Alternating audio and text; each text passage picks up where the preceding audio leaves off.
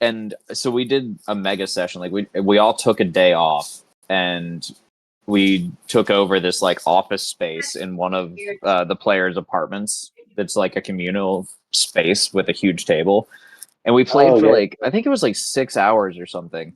But it started at the beginning of that winery crawl, and they perfectly, without any information, just guessed the absolute perfect layout to bypass all of the minor battles, get straight to the boss, caught the boss before he could run away, grabbed his staff, broke the staff, which destroyed all of the blights they had summoned, and basically just had to clear out like a couple druids in the winery. Ended up crowd surfing a guy to his death at one point because they were like, it was like 5-on-1. And I was like, we don't even have to roll this. Like, how the fuck do you guys kill this? And they're like, we just pass him over to each other, like he's crowd surfing. We just stab him, and then we throw him down the stairs. It was like, you guys wiped an entire fucking dungeon, and I think I did maybe like 5 hit point damage to one player or something. I was just like, I'm so proud of you guys, but I'm so fucking annoyed. I worked so hard on this. I did all this prep work. You guys finished. But also, it was so impressive the way they handled it that I'm like, I can't even be mad. I'm like a proud parent, but fuck, you're smarter than me. One thing I've heard of DMs doing is give a small time event, and then they actually hold to it. Like every real world minute is a minute in game. So as they're sitting there talking, it's just like, there's another one dead. There's another one dead. Oh, I like that. That's a fun idea. Like with the a lot of times they you see can a have combat coming, but they take so long to actually jump into it. Because like you're trying to decide like who's going to move up, who's doing this, and then it just so many things come out that it takes a while. I like the idea of setting a timer and being like, well, from this point on, for every minute, X amount of seconds goes by, and we'll see what happens. Plan quickly. Yeah. With Christmas Straw, what you could do is have, like some ghouls or whatever, have villagers in a cage, and they watch as he takes one out and rips his throat out. And then you let them start discussing, and then you cut in. You watch as they pull another one out and rips his throat out. And then just slowly killing them until they go, oh shit, we're actually being held to something here. No, I like that. I'm going to keep that in mind. That's a good idea. You're not allowed to use it, Sean. And I'm glad that you said this now because Will's not in here yet. So Will plays in that coworker game, and I was like, oh, damn, like I'm going to sound like I'm shit talking, or like he's going to get some secrets tonight. Like, nope, not here yet. Sick.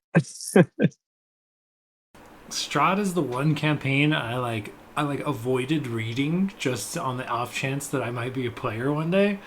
But I ruined it by listening to a podcast of just a bunch of voice actors, but they were playing characters from a previous game, and they're really I don't know, posh, we'll say, So I don't know. It's definitely more of a comedy podcast at this point, despite the setting, and it's pretty good so far. They're only 7 or 8 episodes in, but the DM is trying to run it by the book, and these characters come from not only are they posh, but they come from a more futuristic world where things like cell phones exist. You know what I mean? So it's I don't know. It's just really funny.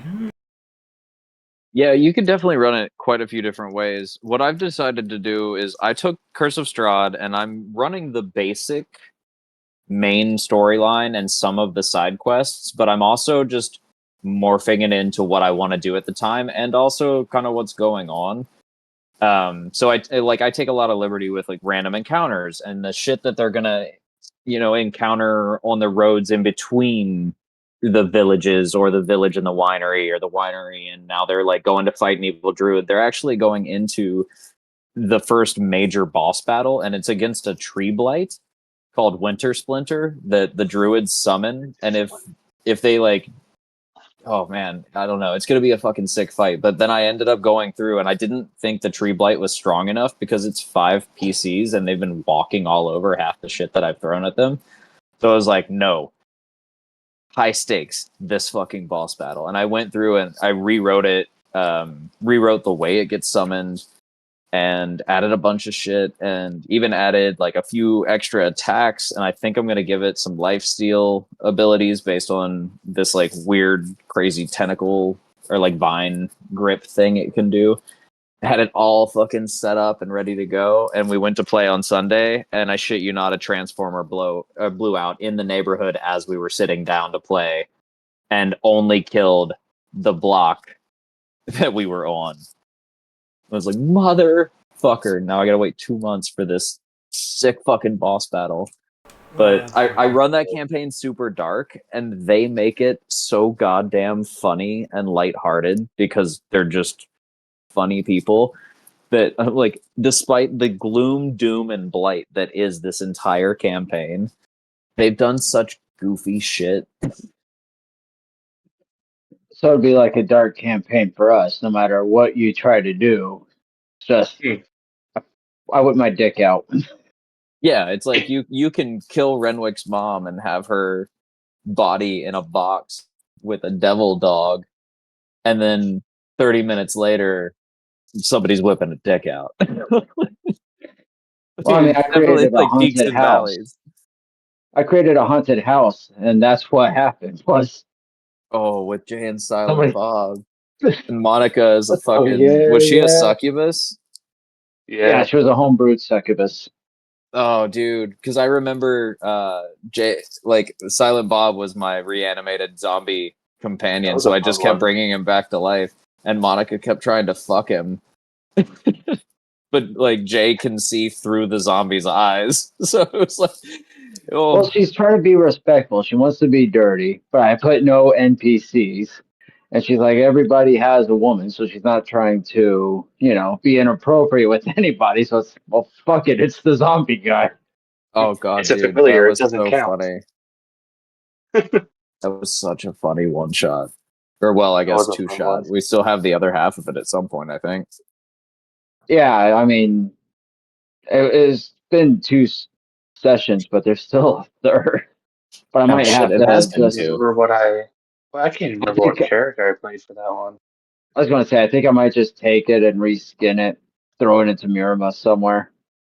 That would be sick. I really enjoyed it, and I remember the highlights, but I would have forgotten the storyline by now overall, because it's been so spaced out. That it would be sick if you worked that into Marima. I think it would play very well. I think that's when I tried playing was Katrina. Did Katrina play with that one? Yeah, I feel like she was in that game. you were a I think it was a College of bard. Swords bard. Yeah. Okay. No, I remember that I guy. gave you that really cool axe. Yeah. Yeah, that was a fun. That was a fun one shot. I remember that And Anthony chose werewolf and ended up with the smallest dick. one. Like, Yeah, hey, you wanted to roll. that's right. Yeah, I feel what you're saying about getting womped earlier, Dakota. Like, especially with you guys, like, if I want a mid to low tier like combat scenario, what I do is just match your guys' hit dice. That way, it's like it kind of evens out a little bit as far as like everybody's gonna get a turn or two, but the party will most likely dominate something at equal or lower hit points. So like I constantly beef shit. I pull shit out of the monster manual and give it like 10 levels, and you guys still pretty much handle it thoroughly. Like I beefed up that basilisk by like 5 levels, didn't last a single round. Honestly, I think it got fucked because didn't we blinded it, right? Oh, it got Oh, wrecked. Everybody popped off something. It just Yeah. disintegrated. I think the surprise round and it being blinded, like, yeah, it's It Wow. definitely. I the think it one was, thing. wasn't it also Yeah, like, considered a construct? And so the shatter like did double damage. Oh yeah, it destroyed the wagon for sure. I don't think basilisks started constructs. It's not supposed to be. I think they're monstrosities or something like that. I don't know. It was one of those times where it reminded me of when we were running through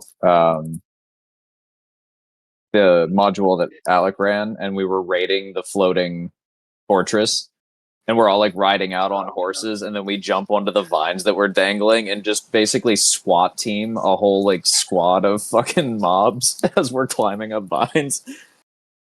That's Yeah, it was a bunch of awesome. goblins, and I was like, oh, they're gonna like this is actually gonna be kind of difficult because they're up there, they're gonna have to make rolls to try and climb up, and they have like a bunch of archers that we would just like pick them off, and then you guys just fucking like SWAT rolled in and took them all out. Didn't you like roofie the lady at the top of the rope or some shit like immediately after that? I think she got what happened? You put her to sleep or you mind wiped her or something? Like we pretty much ruined her life. That's all I remember. So, sounds about right. I think I still have those notes somewhere. I think that was back when I was still writing paper notes. Give me a second. It was called Pine Pass, right? Yeah. Oh yeah, I got the notes right here. It'll take me a second to find it, but I'm pretty sure your character Dakota like did some fucky mind wipey thing to some like I don't know some daughter or like was it the daughter or somebody related to the big bad evil guy that we were hunting down. I don't know. That's funny. it wouldn't surprise me. That was when I was playing Birch, I think. So I was a bard, so I probably would have had some pretty crazy charisma and charm and shit. Also, I realize why you didn't write anything for the warehouse. It took me a minute to figure it out, but one day, as I'm flipping through the Dungeon Master's Guide, I come across the city template to the picture, the exact same one that you used in your module there, Alec. I was like, oh shit, the warehouse and everything. Wait, which one? The map that you used in that, where we climbed up the vines and took everybody down, little arc that you ran or whatever. The map that you used for that city is actually like a template for a city map in the Dungeon Master's Guide. Oh, no shit, really? Yeah, I came across it and I was like, "Fuck, that's the same map, Oh, warehouse and everything." Yeah, that's funny. Because I think I got that one shot off of a DM's Guild. It was like one of the pay what you want one shots that somebody wrote and uploaded. I was like, oh, here's $1, and I'm gonna run this one shot. Um, that's funny that I just fucking copy and pasted that map. probably. Yeah, I assumed, or I figured you either got it copy and pasted in the module or you just like grabbed a generic map real quick and slapped it down. I know that was one where they like, yeah, I think they had all the maps with it, or I might have. I can't even remember. That was so long ago. That was a long time ago. Oh, I did find that section in the notes. Although I can't write as fast as I can type, so my notes were abbreviated. But we did, in fact, get on that island, charm a female goblin named Kloof. Got a bunch of fucking information, attempted to put her to sleep, and then stole her sending stone so that we could communicate with her dad. But I didn't end what happened after the sleep spell, so we either successfully put her to sleep or the spell failed and we probably killed her. I think you That guys is lost the did. time. That's fun. I wouldn't mind revisiting that one, but I still have to develop my cleric a bit more because I didn't really have anything for him, so I just was like very bland. I Yeah. feel like Twilight Cleric shines about like level 8 to 10. And I wanted to see more of that because it sounded like a really sick class. I wouldn't mind jumping back on that at some point if Alec wants to run something because I really enjoyed playing a bard. Bump him Yeah, up to level 10. Yeah, I just recently got a new laptop, but all the modules are still on my old laptop. I just need to like port them over. Google Docs. Yeah. All right, Tell do me, you guys man. want to start the I don't think recap, or do you want to keep waiting for Will? Nah, let her rip, man. He said to go ahead. I think Anthony said he'd be home in 30 minutes, and now it's at 8:40. So He should be might home in listen another in, like but 10 I don't think minutes. he's planning on it based on what he said in the chat. So I would say let Mirema rip it. If anything, Yeah. he can just commentate. All right. So you guys are in the Pungeon, a dungeon made up of various rooms of annoyance and trickery. I was sent there in order to find a magical item that might be able to be used to help Kai save Call's soul somehow. And then just been really running through 7 rooms right now. There's been a library, 2 halls, a pantry, a room with just broken statues, and the last room you went through was actually looked like a tavern in which the hint was you must hit a bullseye. Looking around, a small bull-headed humanoid figure, a minotaur, was seen. Balgrim walked up, punched him in the eye, getting the party kicked out and into the next room. Upon being thrown through a doorway, you land in a room that is brightly lit and quite exquisite. Looking around, you see it's an art gallery. There's paintings, sculptures, uh, those modern art things that you swear somebody's trying to get $1,000 for collecting trash on. You see the statue of the wizard, and he's got one of those beret hats on and a smock instead of a robe, and he's got a chisel in one hand, a hammer in the other, and says, "Ah, I see you have found where I keep my prized possessions, a wonder of whimsy to the beauty in the world. Ah, but look there, my pedestal, the prized possession, the true beauty that would light up the world is missing. Perhaps that is the only way to move forward, is to restore beauty where it belongs."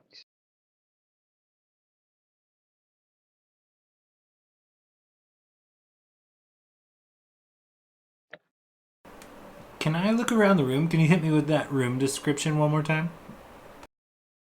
Yes, it is a brightly lit art gallery.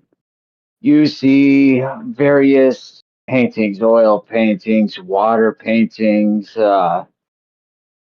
pastel. There's landscapes, there's battles, there's sculptures of every variety. There's those of humans, such as one that would look like the statue of David.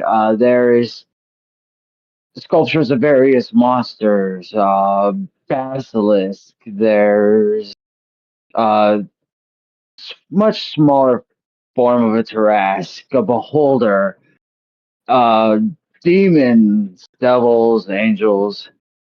And then there's those modern art exhibits, like busted glass to look like to hang them as a mobile, like reflecting light or some weird meta analysis thing.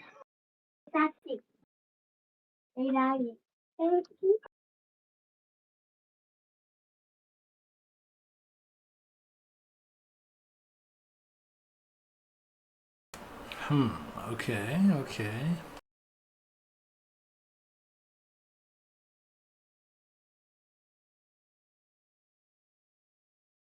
Balgrim, shake Winston until this problem is solved. Can do. And he just picks him up, starts shaking him slowly, and just keeps getting faster and faster. Starts changing directions. Looks over at Slim. You got any ideas here? Slim shrugs. Maybe if we both shake him. He holds Winston by the feet, dangling his arms in front of you. You shake Winston, and he just, put me down.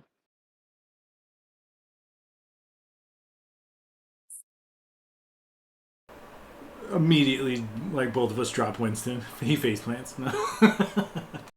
We let go, like, as we're shaking him up, and he flies into the air.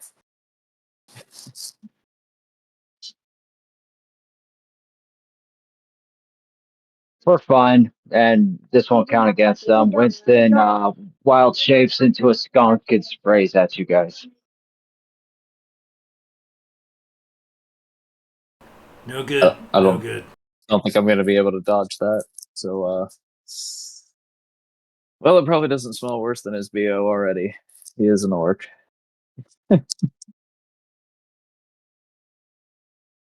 Stinky kitty musk. Not good. Not good.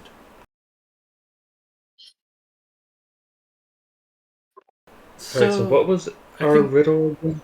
Yeah, like that's what I was trying to figure out exactly. But I think, can I go like inspect? You said there was like a variety of paintings.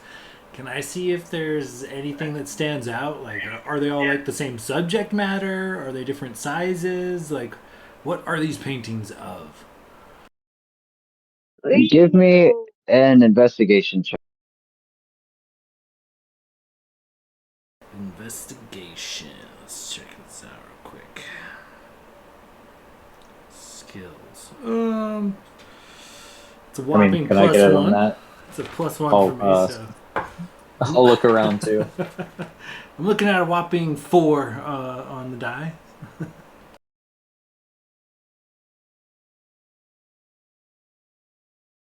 $15.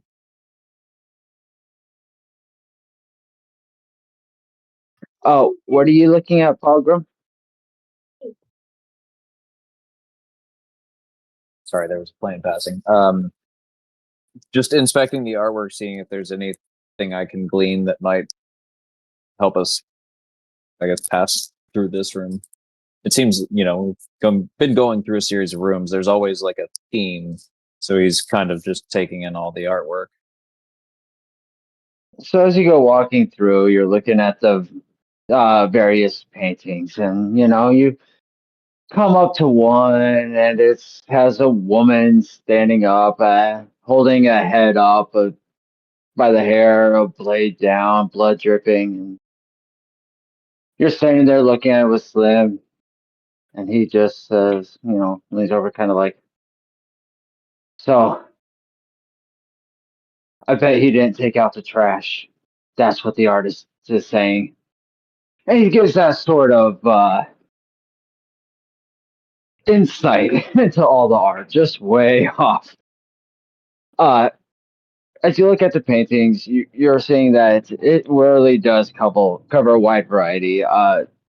Landscape, so a house on a farm with tall weeds, to give a perspective. You have like a Norman Rockwell painting, where the family's sitting around at dinner, serving up food.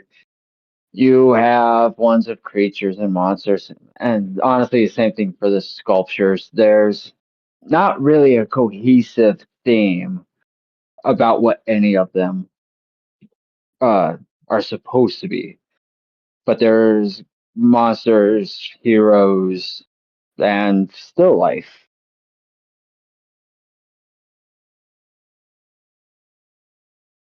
But the cue is beauty.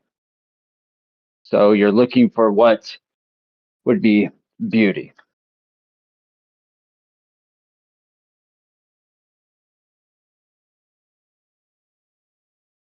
Dalgrim maybe like pops his collar a little bit, tries to like stand up straight, kind of stroking his chin, staring at everything, and then turns with his tusky maw and just says, I think the key is beauty. What do you make of that, fellas?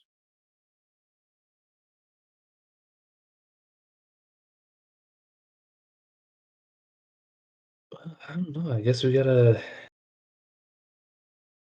I don't know which one of us is beautiful. I mean, Slim, you're a pretty handsome fella. Maybe you try your hand out at being beautiful, and then Kai's gonna kind of like slowly walk backwards and start looking at some of these sculptures. Are they like on like pedestals? Like, how big are they? Like, is the like? They're of varying sizes. Some are bigger, some are smaller.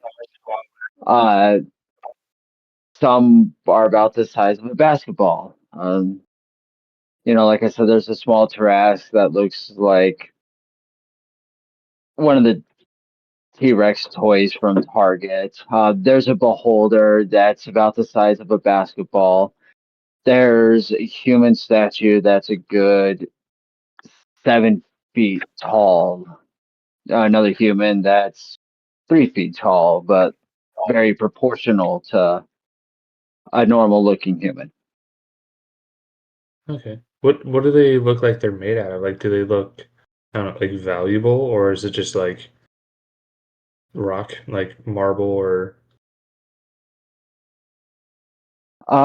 Give me an intelligence check. Do you happen to have proficiency in any artisan tools?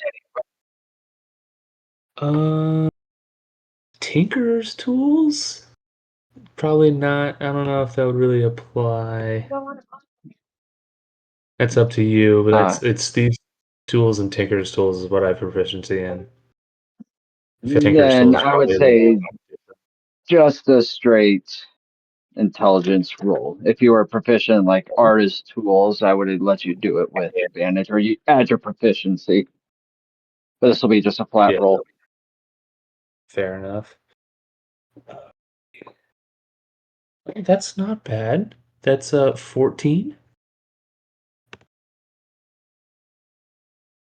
So as you're looking at them, you could tell which ones look better that you would spend more money on, but you don't know enough about the artistry world in order to really be able to say that, while this looks better, this one would be valued higher due to X, Y, or Z. Gotcha. Okay. Uh, He's just gonna walk up to any of them that are small enough to fit into his bag of holding, which, according to the bag of holding, uh, is roughly 2 feet in diameter at the mouth and 4 feet deep. So anything that is like small enough, he's like maybe like the Tarrasque, if it's like basketball size, that beholder, he's just gonna kind of like tip it into the bag of holding and just start slowly walking around. I don't know, they look cool. all right. Welcome, Will. You guys ended up in an art room, art of a wide variety. There's an empty pedestal in which the voice said that it always held beauty, and to move forward, you have to place beauty upon the pedestal. And so they are looking at various arts for uh, clues. All right, all right. Slim would like to place Winston on the pedestal and be like, "It's beautiful," and start like You beat slow me to clap. it, you son of a bitch. I love that I'm just You like a fight. little freaking. They'll move me around. Wait, guys, I got it. It's me. I know. That- That's what I said. oh, Now let us through, wizard. I shake my fist at the wizard. I mean, uh, Winston, you are just a beautiful, beautiful man, and he's saying this as he's like pushing however many uh sculptures you would allow me to take. But one of the ones that he definitely would have taken was the beholder.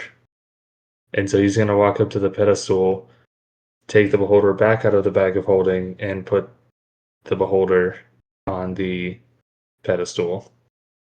On Winston's lap. Beauty is in the eye of the beholder.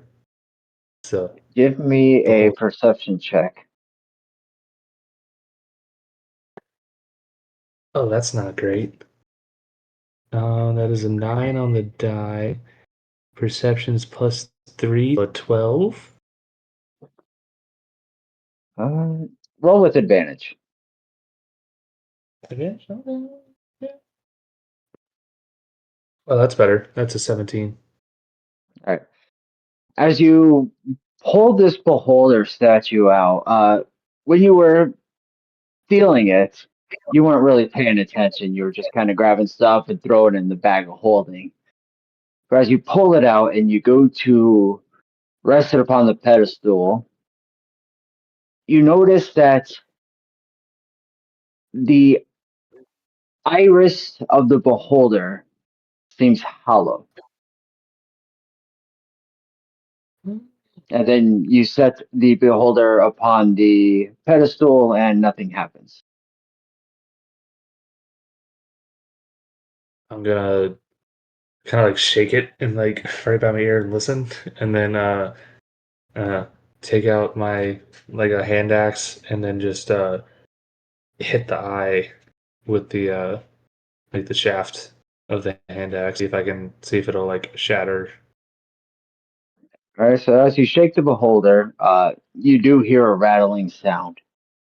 So you set the uh, statue upon the ground and you smash it, and amongst the debris, you see a plaque with the word beauty. Haha! I did it, guys. See that? I figured out a riddle, and then he's just gonna take the tablet and put it on the pedestal. And as you place the plaque with the word beauty upon the pedestal, you watch as the wall behind it uh, backs up a small entryway size, the portion of the wall, and slides over, opening up into yet another room.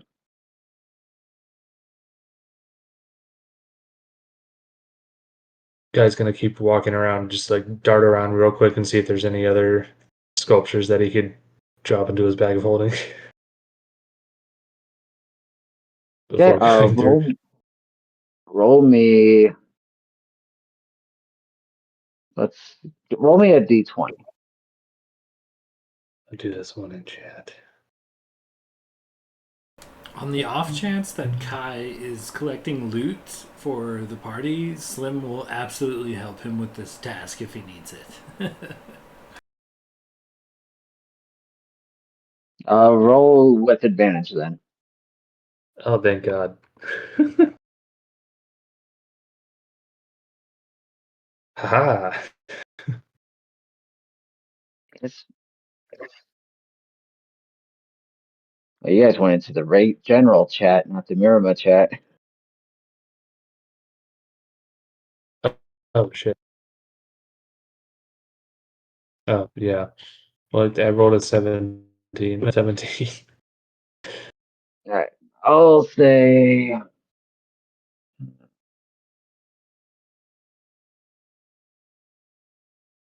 you find five nice looking statues that you'd be able to fit into your bag of holding.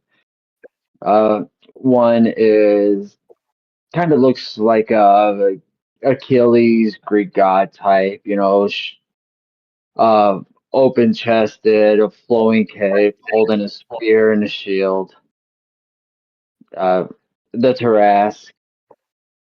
You find a mermaid statue where it's kind of on a beach. You find just a round ball with a single dot on it. And you figure, fuck it, somebody might think it's worth something.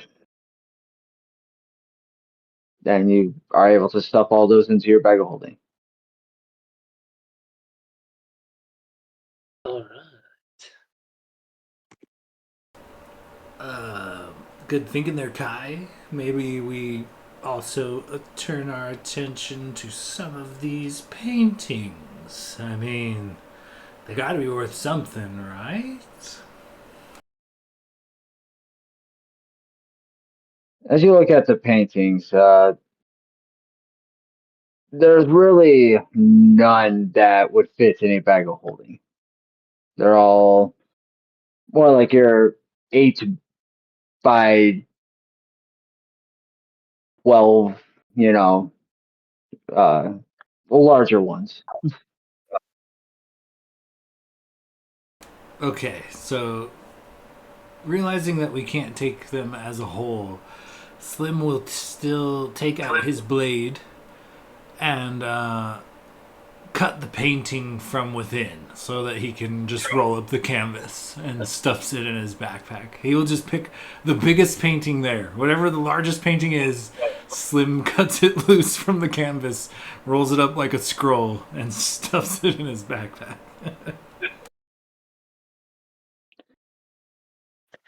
All right, so you go, you're looking at all the paintings, you're like, I bet you that the bigger the painting is, the more it will be worth.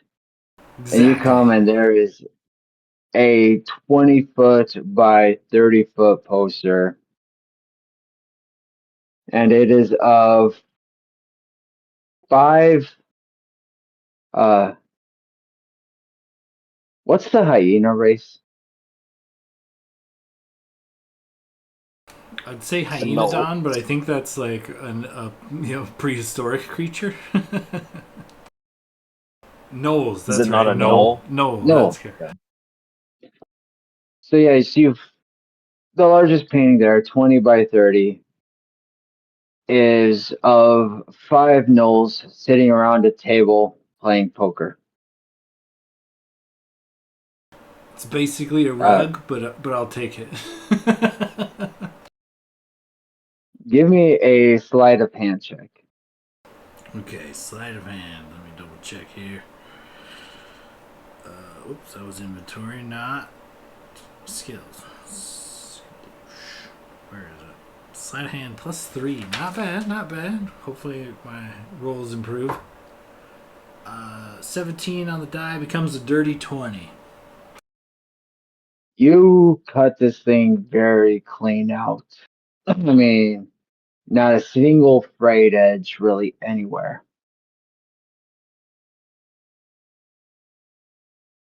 Nice. I'll be adding my epic knoll painting to the inventory. Okay, if we've looted everything we can, we should probably go. Wait, did we loot everything we can? Can I take a perception check and see if there's anything of immediate value I notice in the room? Slim is very money hungry. Give me a perception check. 13 on the die with a +1 for a 14.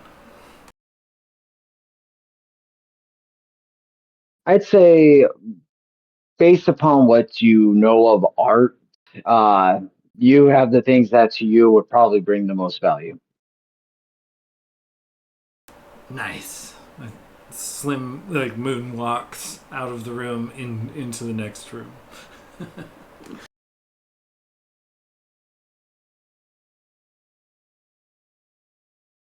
All right, so as the party walks through the next room, you expect to walk into a room, but instead you seem to walk out into a bright, sunny day. Shield your eyes for a minute because you've just been through quite a few dark areas. I mean, lit, but not with any natural light to it. And as you look around, you notice that it's a beautiful garden that's underneath a vast blue sky, a wooden fence, and little gates.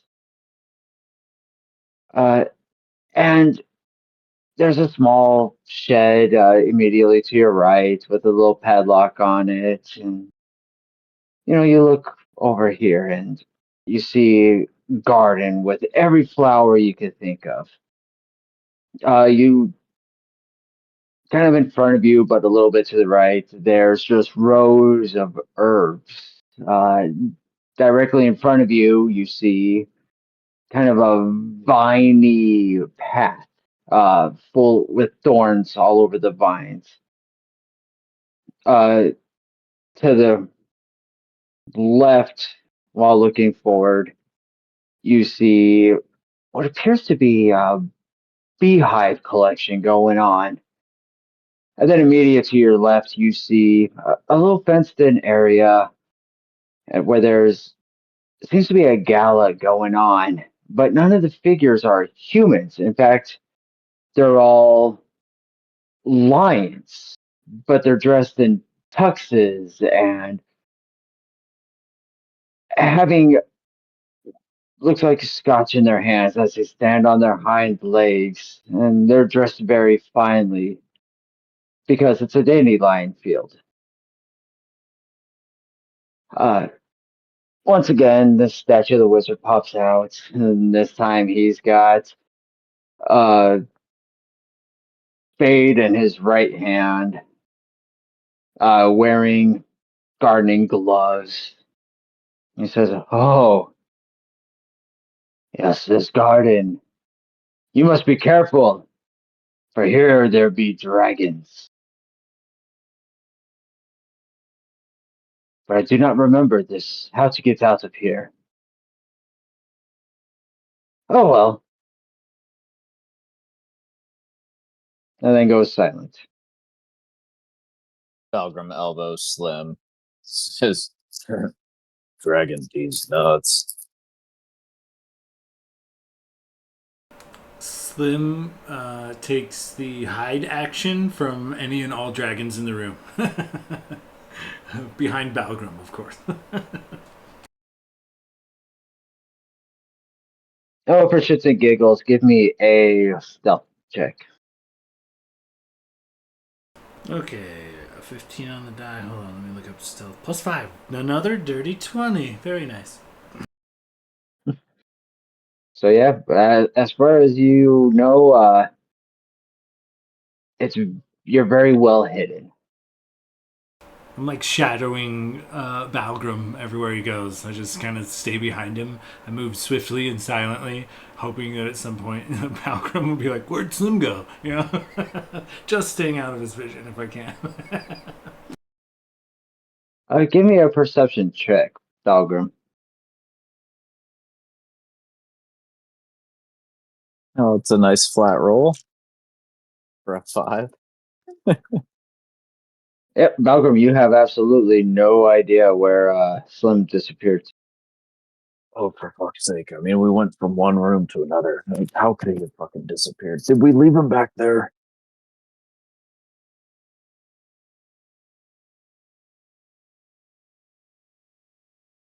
No, Bagram, he's right there behind you. Yeah, right there. I feel like he keeps spinning in circles, but Slim just keeps moving in the same circle. So I never quite see him, like a dog chasing his tail.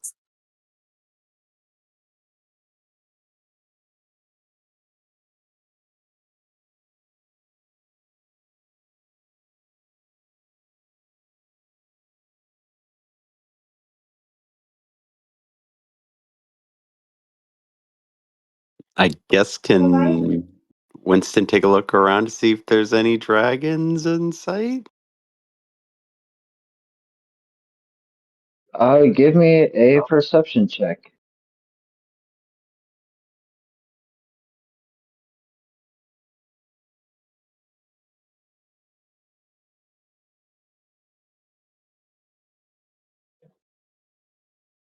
13? As you walk around, you don't really see any dragons.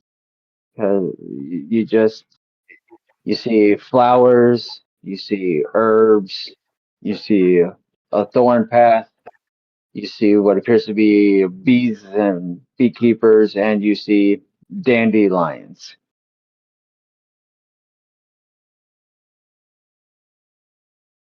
Yeah, I don't see anything. Dragons? This guy's crazy. I whisper to Balgrim from the shadows, "Shake him."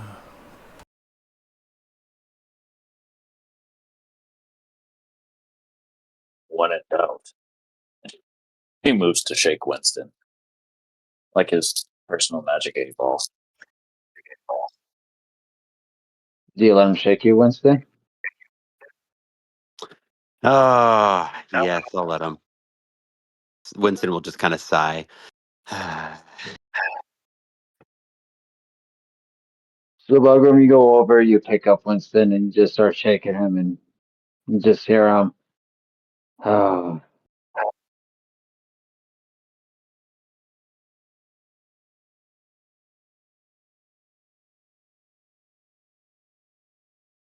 I think I might have broke it.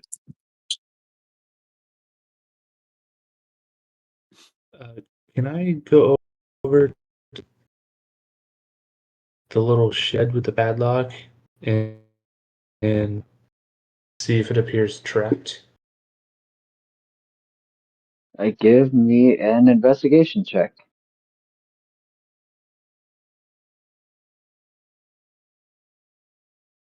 Investigation +5. It's a 12. You look around and check the lock, look around the door hinges, the door handle, and as far as you know, it's not trapped. Alrighty. I will try to pick the lock. Give me a sleight of hand check. And this would be, I add my proficiency, right? Because I am proficient at these tools. Yes. Okay. It's been a while since I played a rogue and had to pick a lock. That's a natural 20 for a 25. You go in and you are very quickly definitely pick the lock. Hell yeah. He just kind of like picks it and then kind of like looks over his shoulder at everyone else and just like gives them a wink and then opens the door. Okay, as you open the door, you look in, and all you see is little couple bags of fertilizer, a shovel, a rake, an extra pair of beekeeper outfit, and gardening gloves. Oh shit, I thought there was going to be actually something interesting in here. Guys, do you think we got to do something with the bees? I mean, there's somebody can put on a beekeeper thingy. Balgrim, that seems like right up your alley. You're a big, strong man. You can handle a little few bees, right?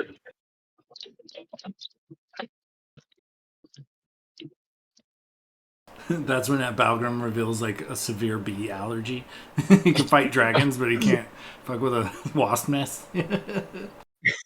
I mean, just out of curiosity, we'll say what, like under 50 allergic. All right, not allergic. Sure. Ah, Hey, if you guys want to kill your characters, I won't stop you. Hey man, I haven't lost one yet, so like I'm playing fast and loose. But no, he's just like, well, I mean, will it even fit me? I mean, it'll go.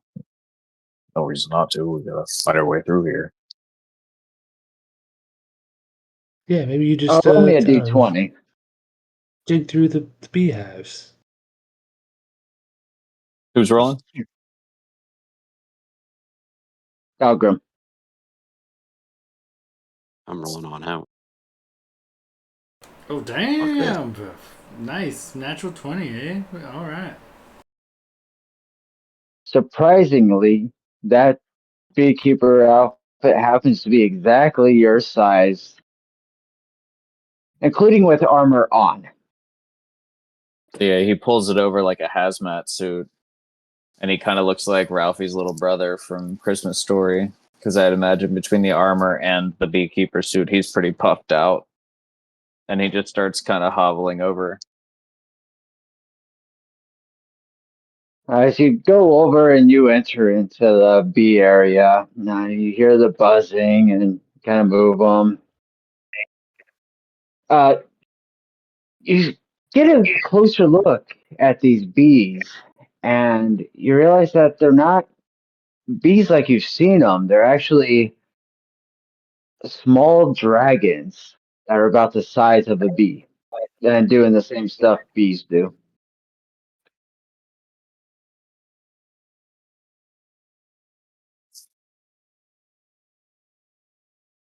And he'll just call back and be like, guys, turns out they well, there's bees, but they're not quite bees. They're like dragons, but they're doing bee things, and they're in the and he's just kind of like pointing at it, a little perplexed.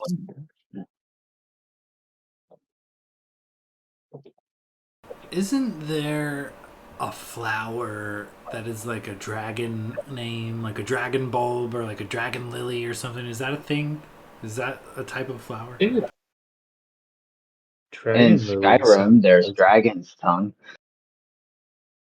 I was just curious if there a bunch of. I guess Slim might look for what is it? A type of flower with the dragon in it. I think dragon lily or dragon bulb. I don't know. I swear there's a popular flower that has the name dragon in it for whatever reason. Dragon fruit. I'm gonna Google it.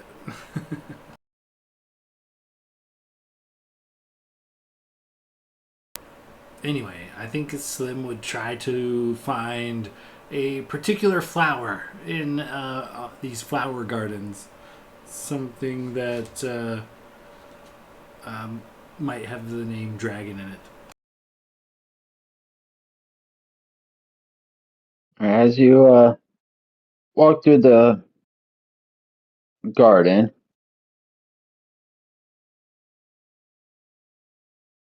you're looking, you see roses, you see tulips. Snapdragon is what I was thinking of. Snapdragon flowers. Yeah, I just Googled.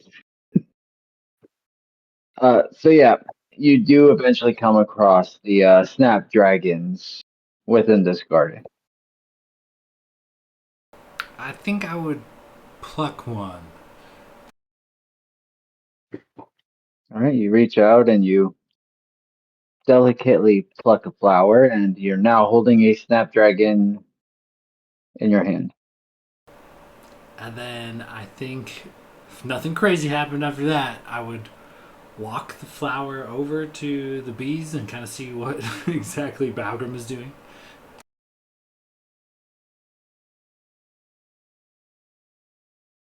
Yeah, you walk back over towards the bees. So what is Balgrim doing? Exactly.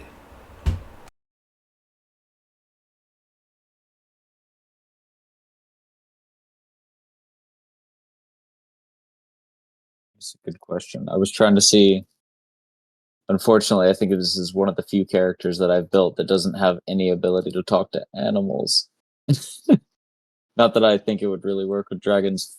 Um, there's dragons doing bee things. I'm just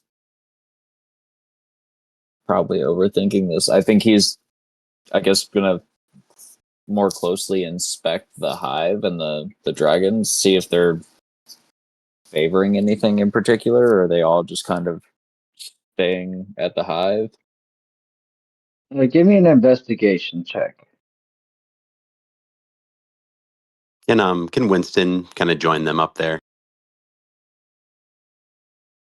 Do you just go to the gate, or do you go into the field? So the dragon bees are in the field. All right. So as you walk in, picture 5 gates. Immediately to your left is the dandelion field. Next to that, hang on. Where's my pen?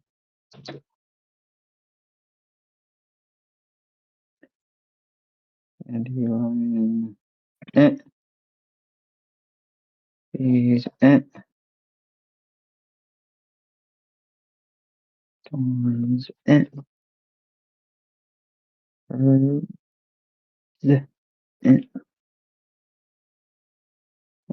flowers.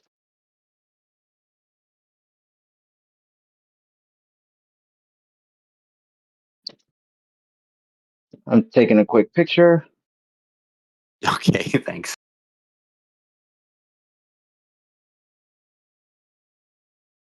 Five gates.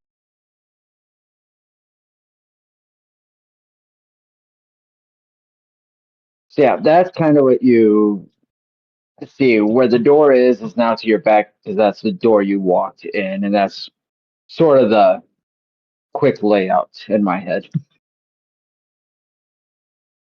Hmm. So Balgrim is with the bees, and so is Slim. Yeah, Slim went over there.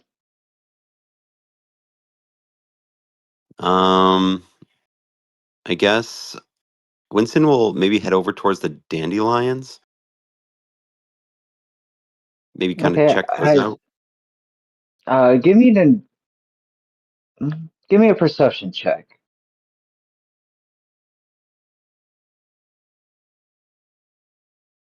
To finish up yours, Balgrim, you just see what looks to be bees doing bee things. You're, as far as you know, yeah, that's what a bee would do.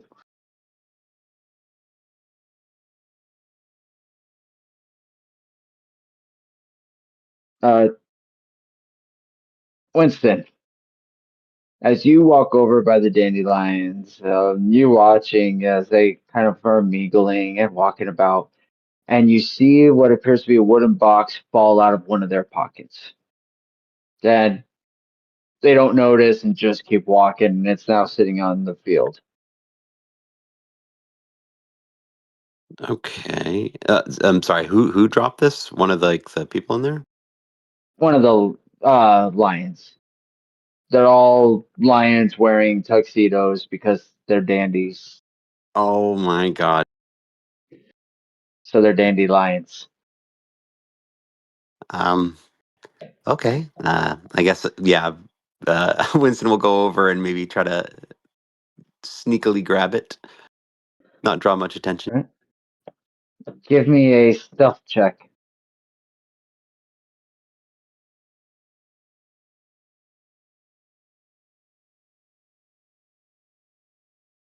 Man, I'm not having it tonight.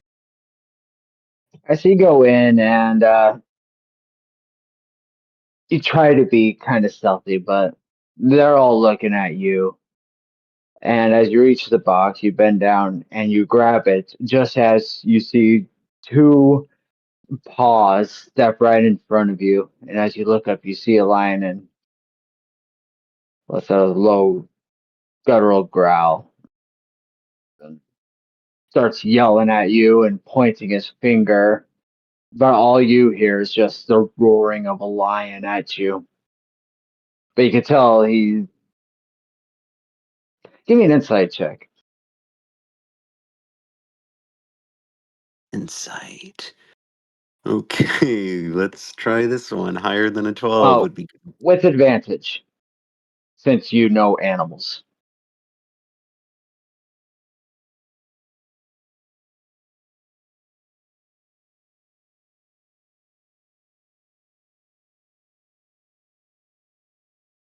All right, so you can't understand exactly what he's saying, but based upon his various uh, gestures and just kind of what you're able to glimpse from the animal kingdom, this lion is telling you you're not dressed for the event, and apparently is very offended by this. Oh. Um. Can I? Well, I'm trying to figure out what the CR rating of a lion is.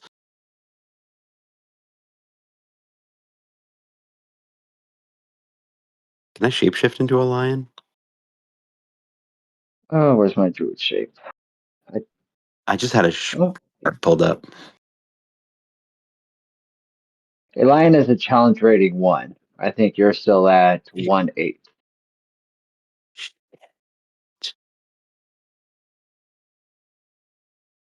Okay. Well, I guess Winston will. Can I just grab the box and leave? You pick up the box and kind of stick it in your pocket, and you're able to tell it's not the same lion that dropped it. And as you turn and start walking away, you see it just watch you and keep pointing off, and you realize this lion was just telling you, don't change if you want to be in here. This is a black tie event. Winston will kind of wave his hand, kind of duck his head a little bit, like, "Oh, sorry, didn't know, didn't know." And I guess if I get outside safely, I'll scope out the box. So you get outside the gate, nothing, unharassed, and you pull out the box, and engraved on it, it says advice.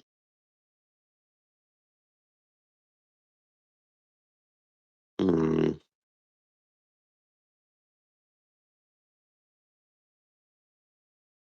I guess Winston will open it. I guess I could use some advice. As you open the box, you look inside, and you notice it's full of little green plants that you're able to recognize immediately as sage, because it's sage advice.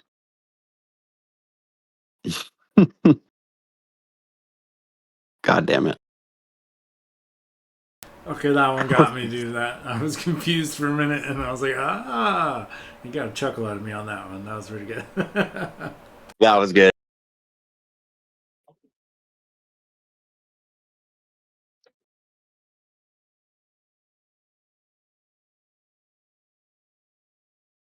I think Slim will hand the flower to Balgrim.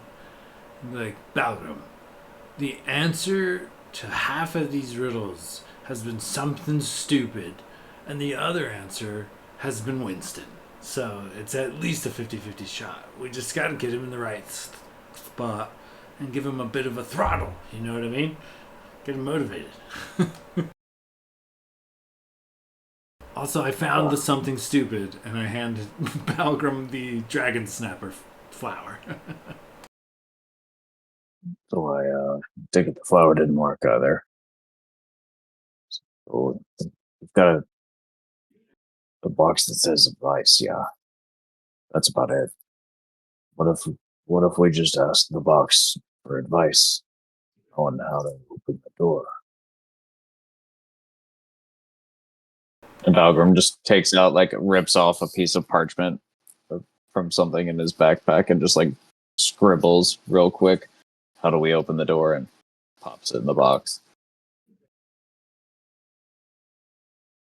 So yeah, we'll say Winston came over and showed you guys what he found, and you take a piece of paper, you roll it up, you put it in the box. And you're now holding a box with a piece of paper in it. Well, that was my idea. What else you got, boys? Slim turns to Kai. No pressure, but if you don't figure this out, we're gonna die here. So he shrugs and sits down somewhere comfortable. Can I walk up to one of the dandelions and just be like, "Hey, how you guys doing?" Oh, you're in for it, buddy.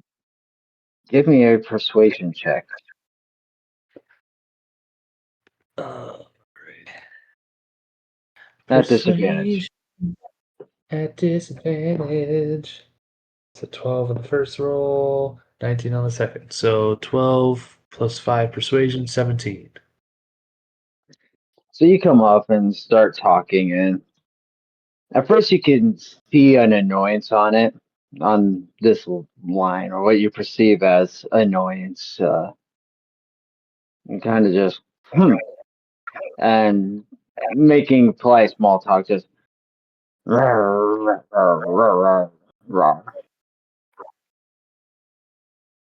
Oh, yeah, you're a lion. but you do get the idea, perception that he is unimpressed by you, probably because you're dressed like a slob. I don't think don't have fancy clothes. Oh, okay. Wait, okay. I do have rations. A lot of rations. Can I pull, which, according to the description, include jerky? Can I pull out some like strips of whatever meat jerky this is?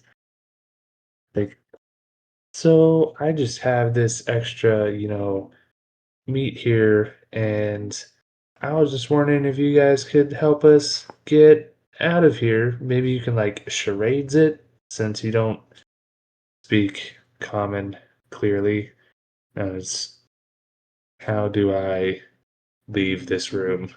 And then just like wave the jerky in the air. Give me give me another persuasion check. Balgrim, can you believe it? Kai had jerky this whole time. What a dick. You son of a bitch. It's a 15. I ate a fucking potato raw last night, dude. Come on, that's fucked up. The lion reaches over and takes the jerky between two of its claws and gives a little sniff and just turns his nose up and drops the jerky and gives his hand that, oh my god, I can't believe I touched that shake.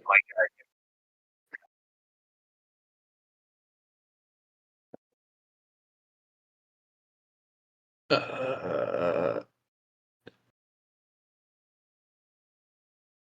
And I will well, tell you, that's probably one of the better outcomes you could have had. I'm just You gonna kind of like specious bitch. gonna pick the jerky up off the ground and slowly back away.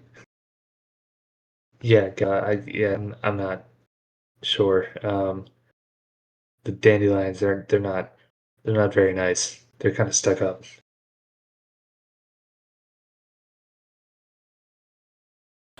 So, of these like 5 areas that we're looking at, can I get a closer look at the thorns? This like thorn area? What do I see here? Like thorn bushes or what's the situation? So as you walk over, it's not thorn bushes. It is a corridor with a left turn about 20 feet down, and the sides and the bottom is just made out of thorn vines.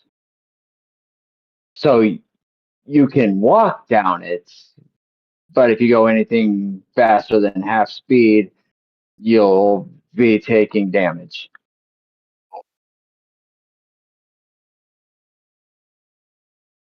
I see.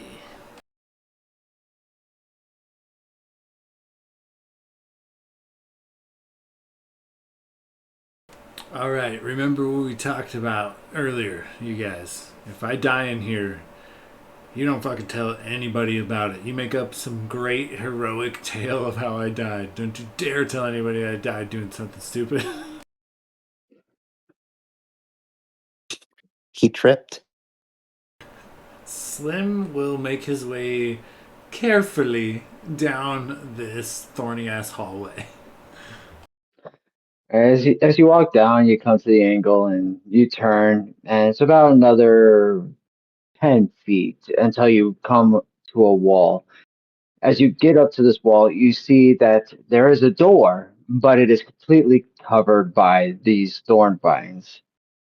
And sitting right in front happens to be a pedestal with an empty bowl, a little plaque at the front that says, heals all wounds.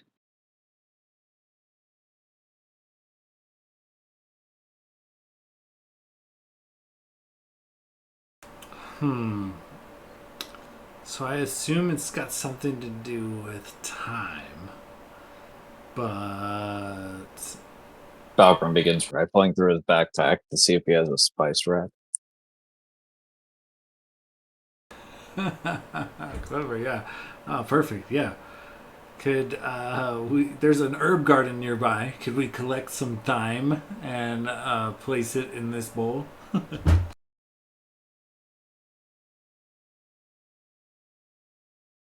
Are you asking them or are you asking me? I'm asking you if there's an herb garden nearby. Is there thyme that we could collect and put it in this bowl? There's every sort of herb you could think of. There's thyme, rosemary, basil, dill. All right. The desire to once again sell some shit and make some good coin. I think Slim just takes everything, a little bit of everything, a good bushel of it all, but particularly focusing on the time. Yeah, you go down and you start gathering up a bunch of herbs, and soon you have a bunch of herbs. All right. I want to return to the end of this hallway of thorns and put some time in the offering bowl or whatever it was there. As you put in the time, you watch as the thorns pull up from in front of the door, leaving it exposed. You guys, no big deal, but I'm a freak genius, so this way. Slim will open the door and walk through it.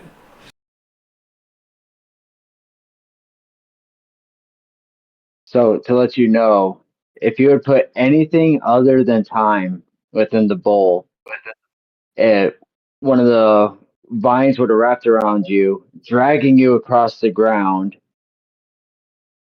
where you would take 1d4 for each 5 feet of distance covered all the way back to the beginning. Dragging you. That would have been a good one. It was Dakota that kind of saved me from that. I was thinking of I was thinking of time. I was thinking of a clock or a pocket watch or making a sundial somehow and putting it in there.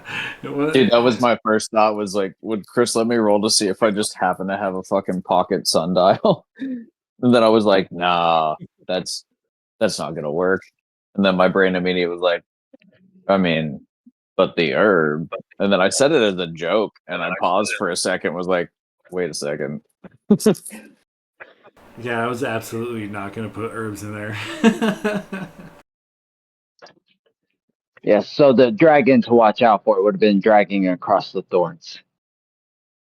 Oh, yeah, okay. But as you go through, you enter into what looks to be a bakery. And you see on a wall it says Elfin E. Baba's Bakery. Only there's dough smudged over part of the name, so all you really see is Al. Banner hanging across the back walls, 1,000 nights of service, and you see just little gnomes rushing back and forth, hollering, and they are in every stage of dough preparation. Some are sifting flour, others are doing kneading, others are throwing stuff in an oven, pulling it out. There's every bread you could think of, every muffin. You have poppy seeds, rye bread, white bread, Italian. There's buns with sesame, those that have pickle in it. And yeah, and the voice you hear from a statue as it comes out and it says, "Oh, yes, Elfin's Bakery. You know, just the other night, we celebrated 1,000 nights of him being here, giving us our food. He's a wonderful man." And then the voice goes silent.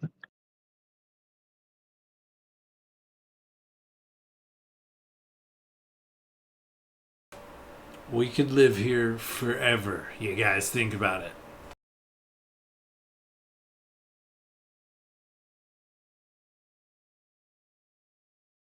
I mean, yeah, I mean, there is an abundance of food, but then we'd be stuck here. Yeah, but we could just hang out in a bakery and eat until we're too old to adventure. Like, we don't have to go anywhere or do anything. It's just, well, now that I say it out loud, it sounds kind of sad. But, I mean, we could stay here for like a few weeks, right? I can't say it sounds like the worst idea, but I don't know. We probably shouldn't. It does sound cozy. I don't know if we'll be able to live that long. Yeah, some of us are a little fucked. As Winston says that, he'll grab a baguette and maybe start chewing on it. Slim for sure goes for like a bear claw and just like starts horking them down. Yeah, you reach out, find a baguette. Winston starts deep throating it. Slim, you reach out and you grab a bear claw, and I mean, they're damn good.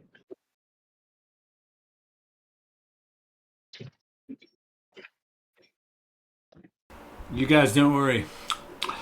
It's not poison. As I continue.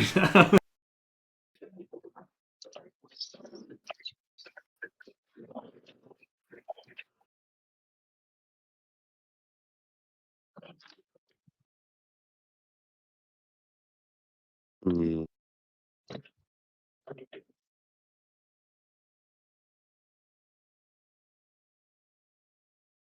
Can we just like ask a gnome? Like, what's this statue guy talking about? Hey, you with the bear claws. What's this statue talking about here, huh? How do we get out of here? So you go up to one of the gnomes and start talking to him, and he just stares at you with a blank expression, and then runs off and gets back to work. Well, he was not very helpful. Slim, as this happens, you feel a tap on your shoulder and turn around, and you see a chef holding a box out in front of you and offering it to you as a gift. I swear to God, if this is Sage, old man, I take the box and I open it. As you open it, it's dough with green flecks all and it just scattered all around, and you get hit with a picklish smell. And it's about that time you notice that the dough is in a phallic shape because it's dildo.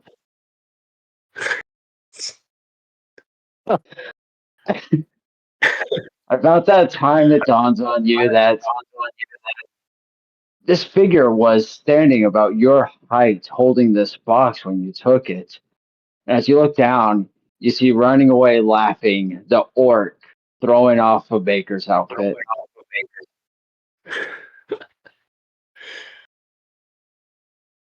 Slim glares, and takes the dildo out, and inspects it thoroughly, but then I think keeps it. He throws it into his bag with everything else. Magic dough. This is gonna be good.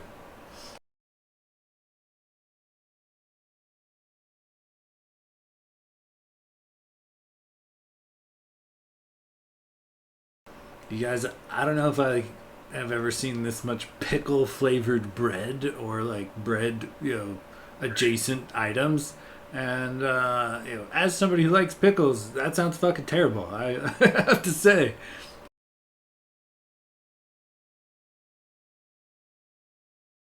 It does appear that we have become the ones who are indeed in a pickle.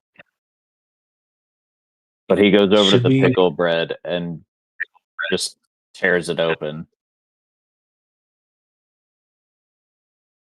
You Maybe we have need to bake. 2 pieces of pickle bread in your hands.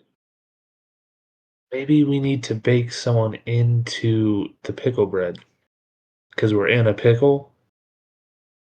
I get it. Here, Winston.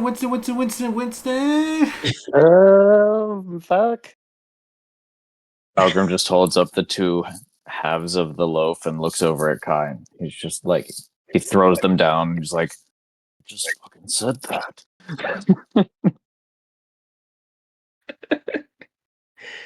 Yes, it just sounded better coming from me, I guess. Winston, the answer to our problems has something to do with you and a shit ton of pickle bread. I'm sure of it. I don't know. Something But seems it'll be off. fine. You can get that hot. I don't know. It seems weird.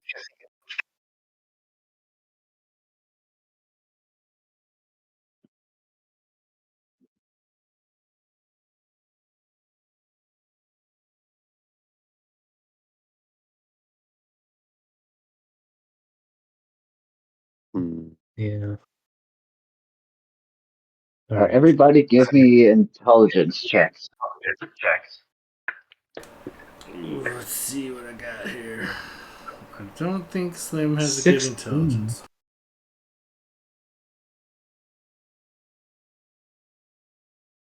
I'm looking at an 16. 8. Whopping 3. Oh, that's a flat roll for me.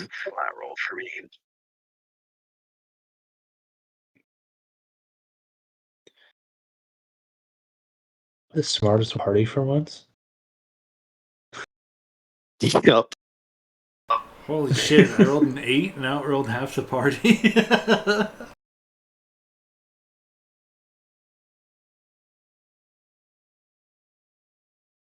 All right. We'll go with. I think you said Kai. You got 16. Yes, sir. I'll give you the closest. There's something about the name of the bakery that keeps drawing your attention. And it was Elfins, right?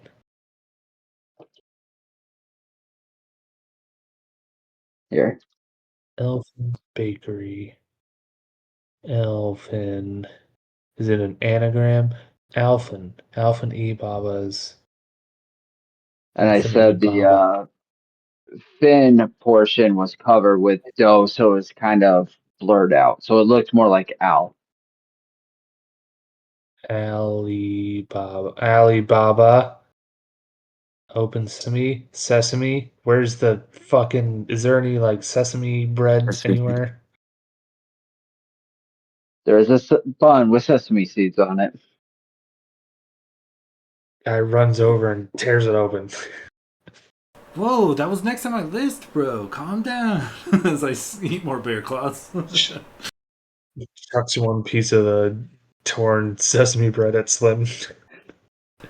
Catches it in the mouth. So as you rip open this sesame bun, it falls out of your hands, opens into an archway. Ah, guys, I am 2 for 3 tonight. Feeling pretty good. So we're All right. we're leaving the place with the magical bear claws and pastries and shit. I mean, pickle bread's weird, but everything else I could get down with.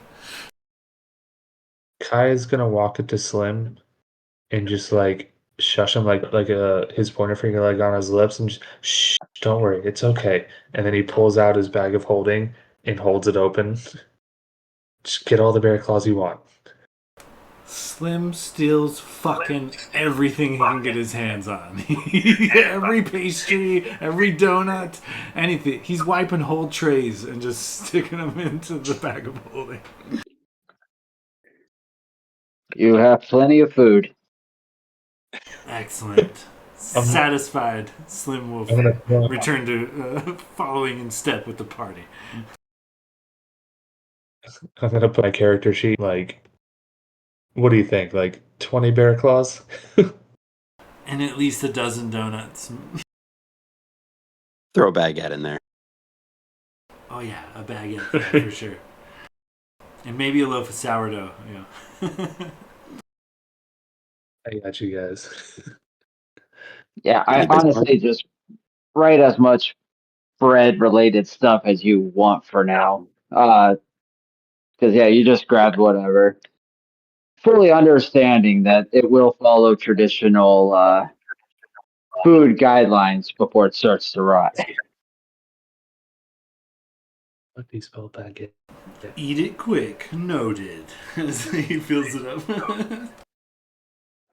Especially for non-processed foods.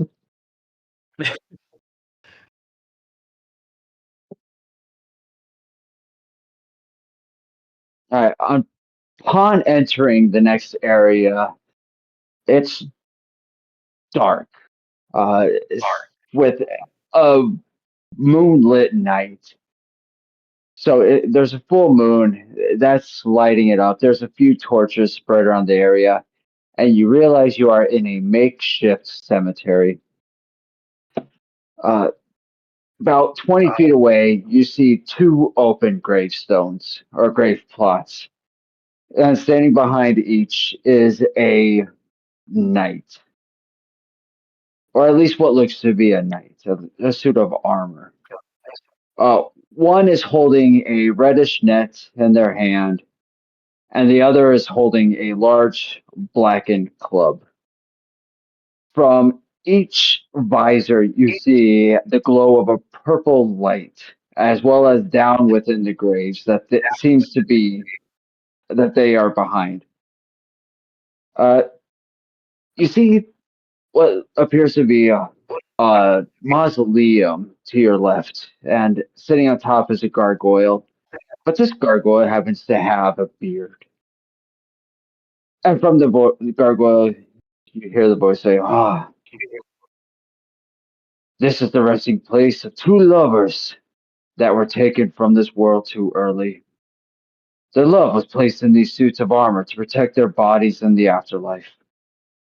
Unfortunately, this backfired. Their souls have not yet been laid to rest because part of them still exists here. The part they left in these suits of armors. They have your reward. For yes, this must be, this is the 11th room and must be the final room. because for all the other rooms to have contained the chest, no pun intended. Mhm. There it is. Funny. Well, we left the Infinite Bakery for a fucking cemetery full of dead people that are haunting the fucking place. This was a terrible decision, you guys.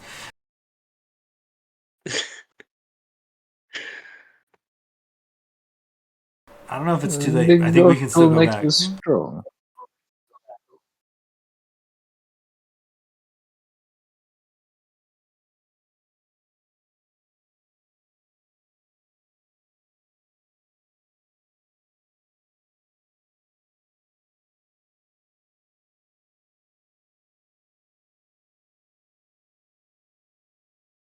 I guess Slim would probably tail Winston and just be like, okay, it's your turn, man. You got to figure this one out.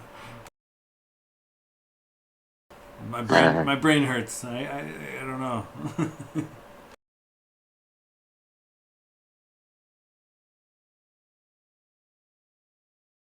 Can I guess Winston approach the graves?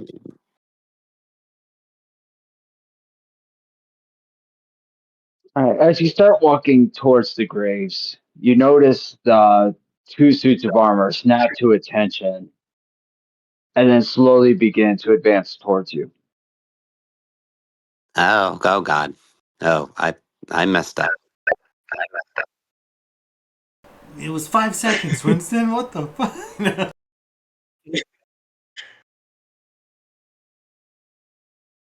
Do you keep walking forward? Do you backtrack? Um. Oh God. I'll walk a little further. Be like, hey friends. Hello. All right. As you keep walking forward, you hear a noise from behind you. And as everybody turns around, you see a large green humanoid that has been the terror of Slim this entire pungent come riding in on a zombified horse, waving a black and white checkered flag. And for the first time, you really hear the troll speak as it yells, "It's time to start the fight! Everybody, troll for initiative." Let's go. Oh, this fucking guy. I've been waiting for this. Slim cracks his neck and his knuckles and does a little stretch in preparedness for his fight. Nobody do anything. This is against Slim and this guy. He's Let him duke it out. personal vengeance.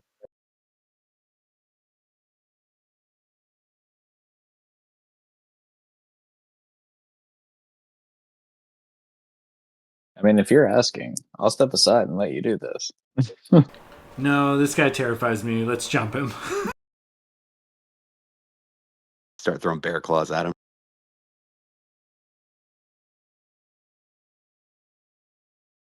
I can't get over 12 today. This is crazy.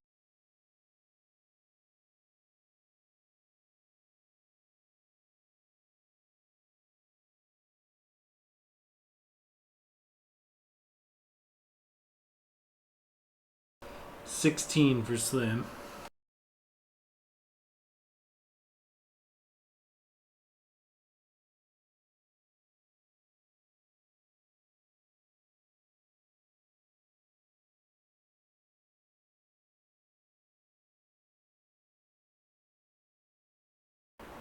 Doing stretches, just ready to punch this guy out. This guy tormented me so much this dungeon, and I don't know if any of you guys even saw. It was him, sneaky little bastard. This is the guy we're talking about. This is the guy that hit me with the books and shit. Got me like poisoned once, I think. Like, this guy has been a dick this whole time. We should just stomp a mud hole in him.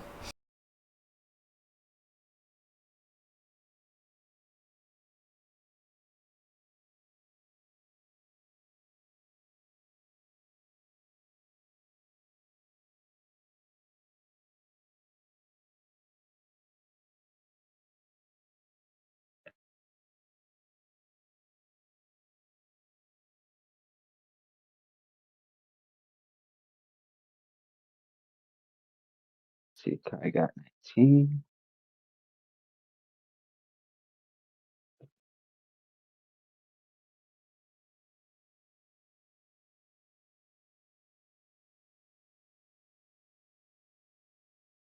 Slim like cracks his knuckles and points menacingly at this like troll creature that's been tormenting him.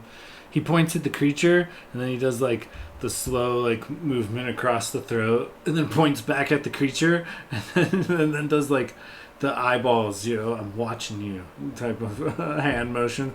Just continues to be threatening to this creature until this pops off. All right. So what ends up happening is you hear him, let's start this fight. And he barrels the horse through everybody. As he comes up between the two graves, he jumps off the horse as it's still riding and just swan dives into one of the grave plots.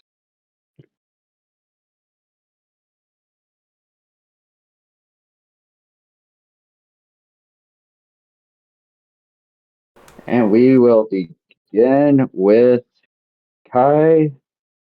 There is the battle map. Winston's kind of ahead as he advanced. On the left and the right are the suits of armor. The left being the one carrying the club. The one looking stay to your right is the one carrying the net. And the horse finally stops up towards the middle. So Kai, what would you like to do?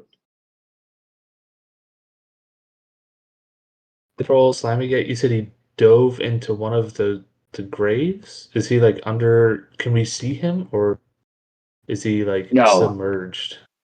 he is submerged. The troll is submerged. Alright, well then I guess the left has club, right has nets. I don't like either of those things. Yeah, what do we got? What do we got? Alright.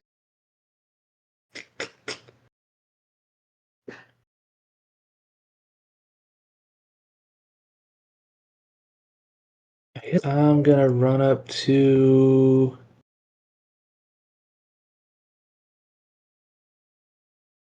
I'm gonna take the guy with the net.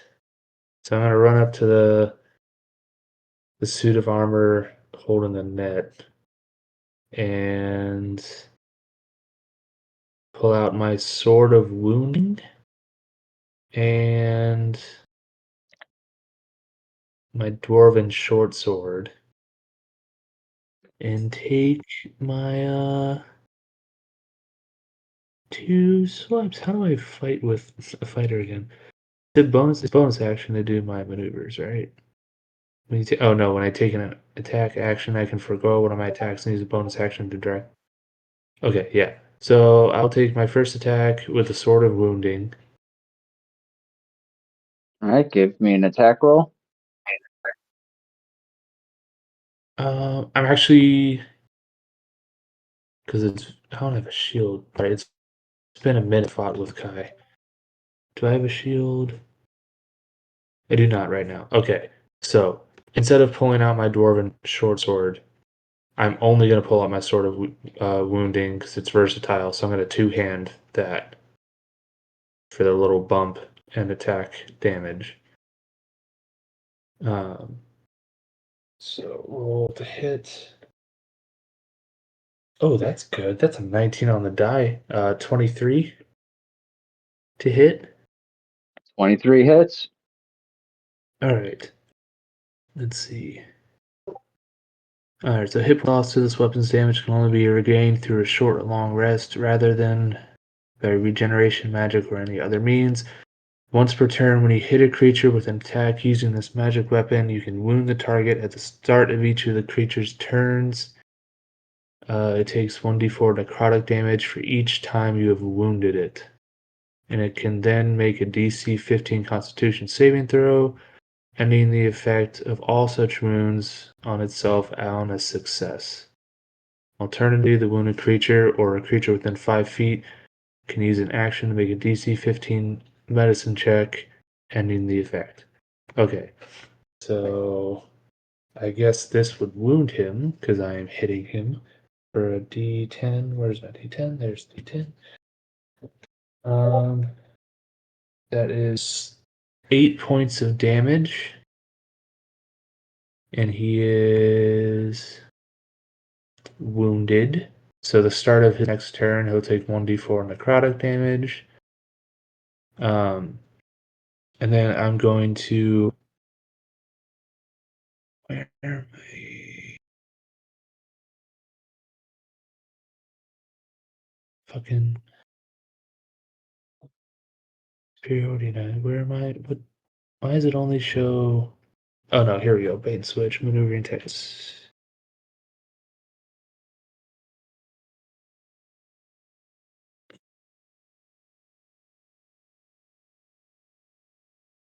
So I'm gonna do a.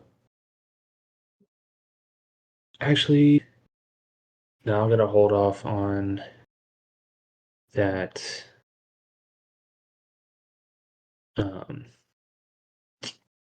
Superiority die thing for now.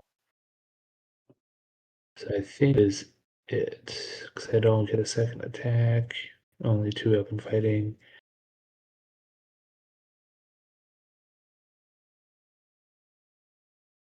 Or yeah, so that's going to be my turn for now. Sorry, it's been a second. That's all right. Take your time. All All right, so you come. yeah, just that one. Yeah. All right, you come in and you take a hefty swing, and you make a decent gash on the armor. And you notice while it doesn't ooze blood, you can see the faint purple glow and or the light around there. You can see it start to rust a little. Just letting you know that your wounding is taking effect.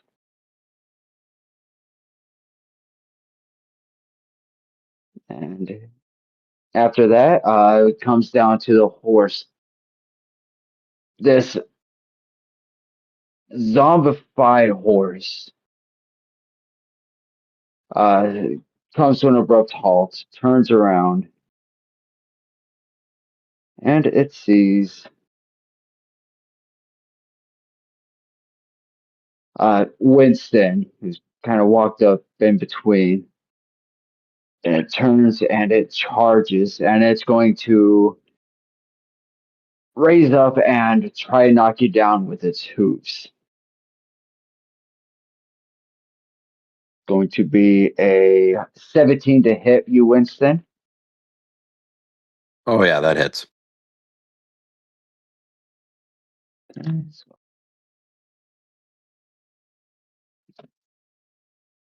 You and one of you. And that's going to be 9 points of bludgeoning damage as this horse just rears back and slams down upon you, ending its turn. And that will bring us to Balgrim.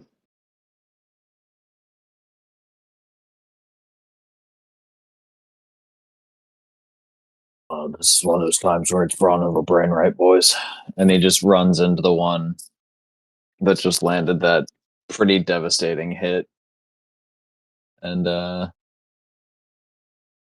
he's going to come at it with his battle axe. All right, at the horse. Yep. All right, give me an attack roll. 15.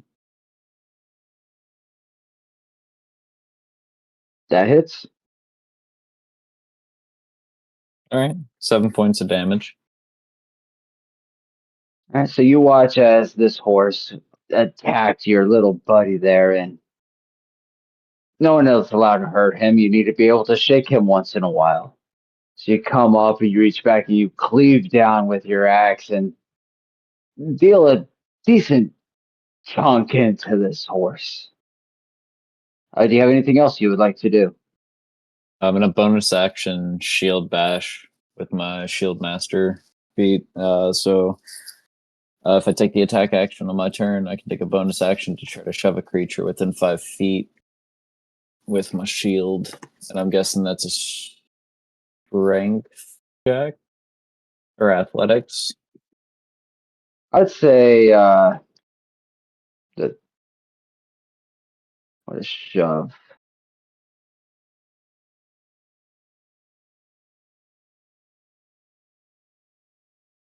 Okay. If you're able to take target shove no longer than one size larger, you make a athletics check.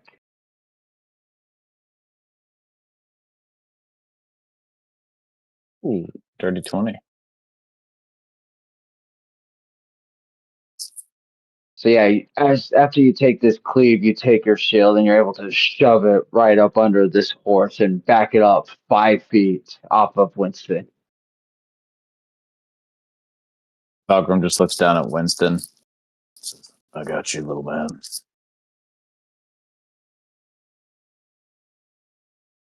And that'll be his turn. All right. Take a pick. That will bring us down to Slim. Unfortunately, the one you wanted to hunt disappeared on you, but you still have 2 suits of armor and a decayed horse. You've watched as the armor with the net has taken some damage from Kai. The horse has taken a hit, but one armor is unguarded. So I think Slim really kind of in the heat of the moment against this like troll creature that just disappeared. I think Slim would at least try to put eyes on him. I think Slim would just run and also yeet himself into the grave. Just straight up yeeted. Yeah, I mean, I saw him dive in there, so I figured, I would enter it quickly, whether it was a plunge or or a dive.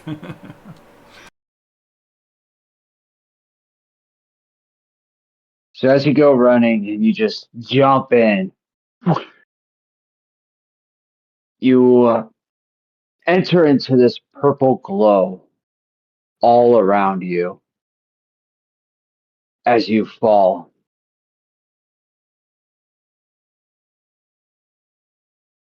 Suddenly you feel open air and then a thud. And all around you, you just hear. And as you look around, you realize you are back in the library. Son of a bitch. Yo. So Slim has helped this fight. Sorry, boys. I will use however many turns this fight is. I'll try to slowly make my way back to him, I guess. So, I don't know how many dash actions I got. I'm pretty quick, but we're looking at several rounds. That's if all the doors are still open. If I have to resolve all the riddles, we're fucked. That will bring us down to Winston. You just had Balgrim save you from this horse that took a pretty good cleave out of you, and he's pushed him back. And then out of your peripheral range, you just watch as Slim yeets himself out of this fight.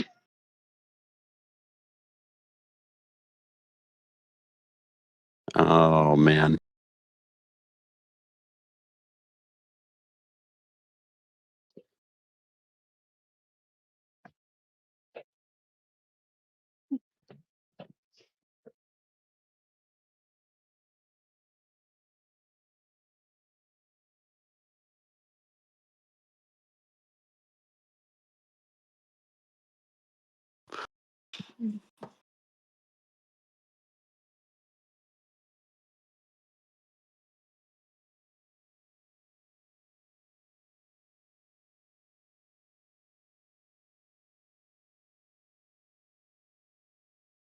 Oh, whoops. Did I have my speaker off? You must have, because I didn't hear anything. I thought you were still deciding. Oh shit, sorry. Yeah, I guess Winston will kind of like compose himself after being knocked around by that horse there, and he's gonna be like, I normally don't like to hurt animals, but you've got something coming. And I was gonna cast Moonbeam on the horse. All right. Let's see. What do you need from me? Silvery light shines down 40 feet high. When a creature enters for the first time, it is engulfed in ghostly flames, and it must make a con saving throw of 13.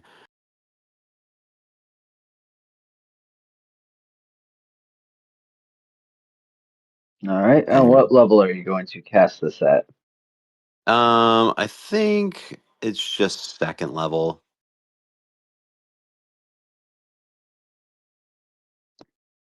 It fails its con save.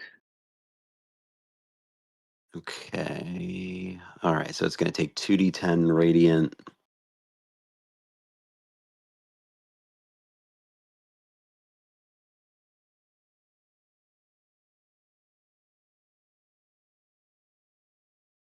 Damn. 7.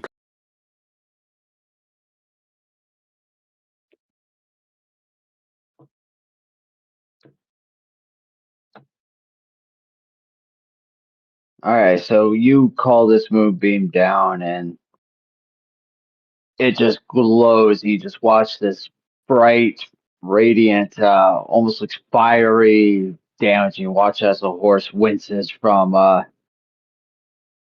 this crap.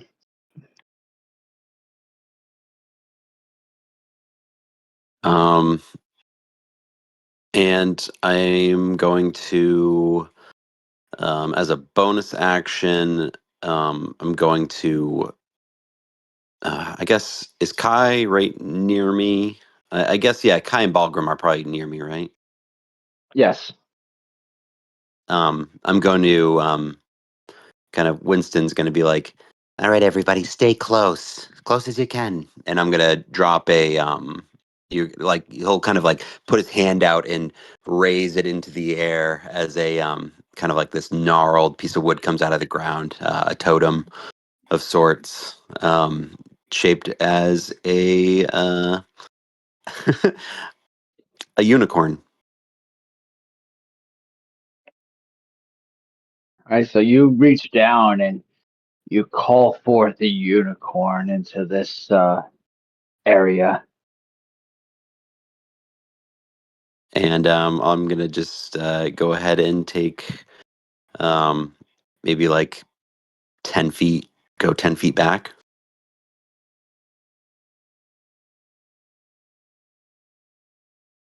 All right. And yeah, I think that should do it.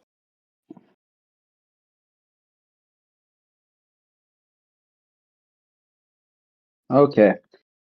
So you call down this light onto the horse, and it definitely you can see it writhe in agony as this beam just damages it before calling up a unicorn that benefits your party members and then slowly backing up 10 feet.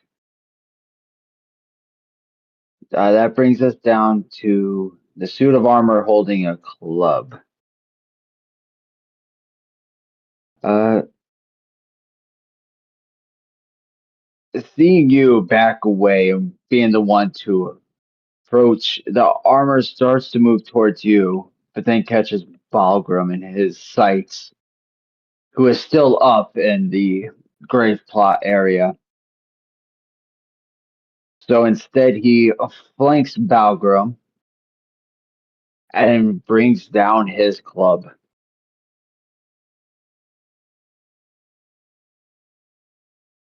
And that's going to be a. Oh, where's my thing? I need my modifier. A 19 to hit.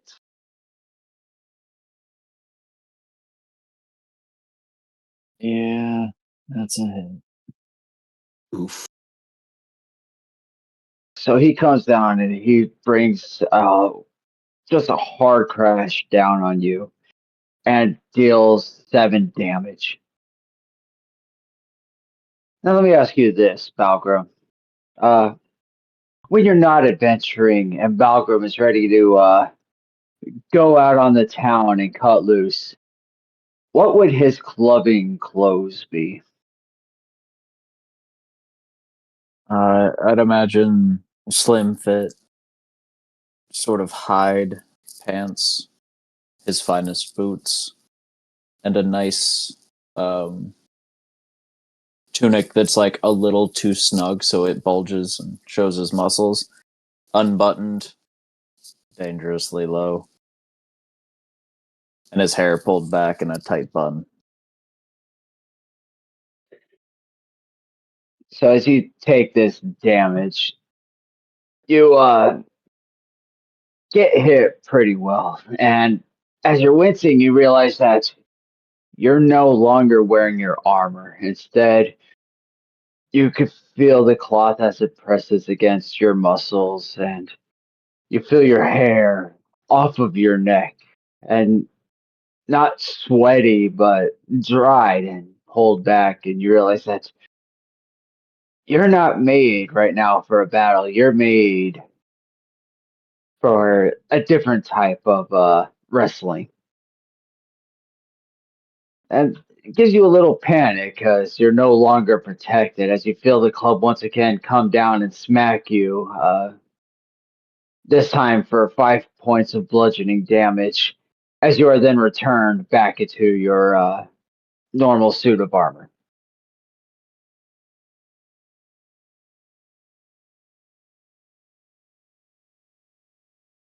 Why would I have some urge to dance?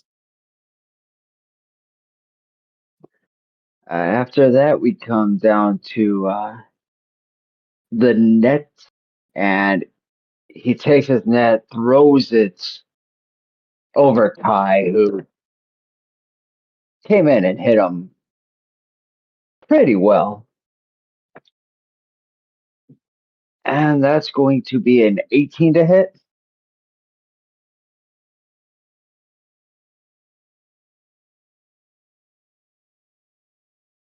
Yeah, 18 hits. All right, so as this net engulfs you, you feel all of a sudden a chill and you get really cold as you take 6 points of cold damage. After all, this armor just wants to Netflix and chill. Roll Oh, me he also a takes dex. 1d. Oh, no, sorry, you go. Roll me a dexterity saving throw and a d4.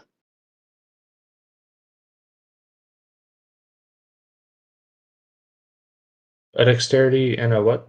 What was the second one? A d4 for your necrotic. Dex save 17 plus 3, dirty 20. D4. That's 3 points in necrotic damage. Damn. And he also gets a save. Start of each turn takes 1d4 necrotic damage. Can then make a DC 15 Constitution saving throw, which, if they succeed, ends the effect. Yeah, so you you take this damage and you watch as the rust on his armor cracks it open just a little bit more, dealing it an extra bit of damage before suddenly turning back to the same black color. How much damage was that again? To me? 6 cold. 6 cold, okay. Thank you very much.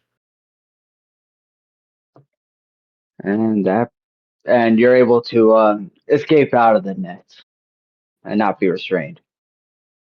Brings us back to the top of the order with Kai.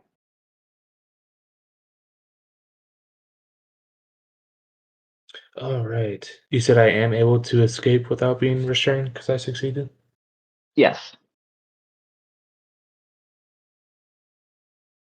Alrighty.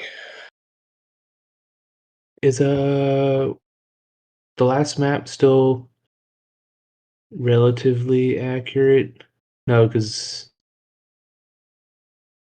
who moved?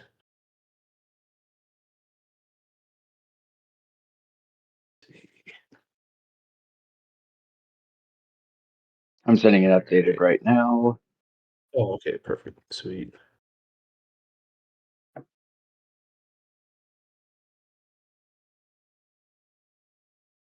And we have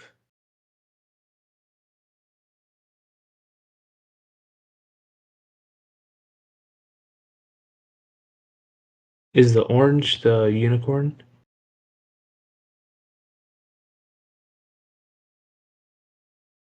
No, that's the moonbeam. Oh, the moonbeam. Okay, gotcha. All right. We'll say this. I put down a unicorn, kind of between you and the armor attacking Valgrim. Okay. Oh man. I kind of want to move, but I also don't want to take an attack of opportunity.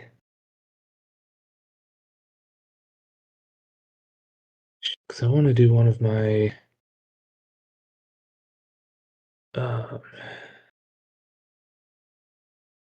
thingies.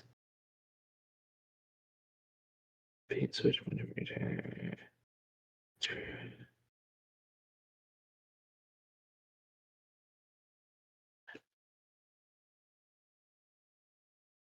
Fuck it. I'm gonna risk it.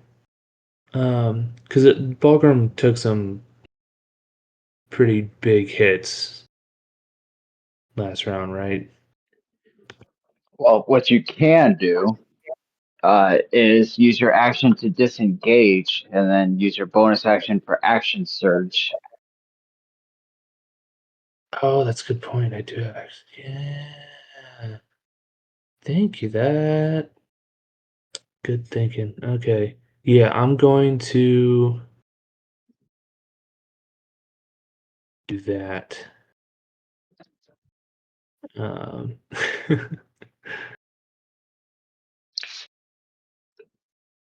Only because I know we haven't played in a while, and it's hard to remember what everything does.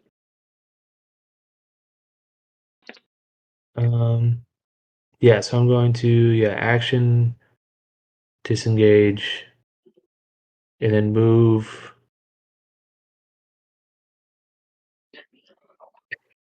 Yeah, move over towards Balgrim. So like I kind of like he's not too far away. So I'm just gonna like kind of do like a little spin move to get out of the net guy's range and just kind of like move between Balgrim and the other suit of armor and just kind of do like a flourish with my swords to distract the suit of armor and give Balgrim a what is my superiority die right now? It is a D. Shit, where is it? God damn it. D8. So you get a +4 to your AC. So bait and switch. When you're within 5 feet of a creature on your turn, spend one superiority die and switch places with that creature, providing you spend at least 5 feet of movement and the creature is willing and isn't incapacitated. This movement doesn't provoke opportunity attacks. Roll the superiority die until the start of your next turn. You or the other creature, your choice, gains a bonus to AC equal to the number rolled. So, Balgrim, you have a +4 to your AC until the start of my next turn. And then I'm going to action switch. Take an attack action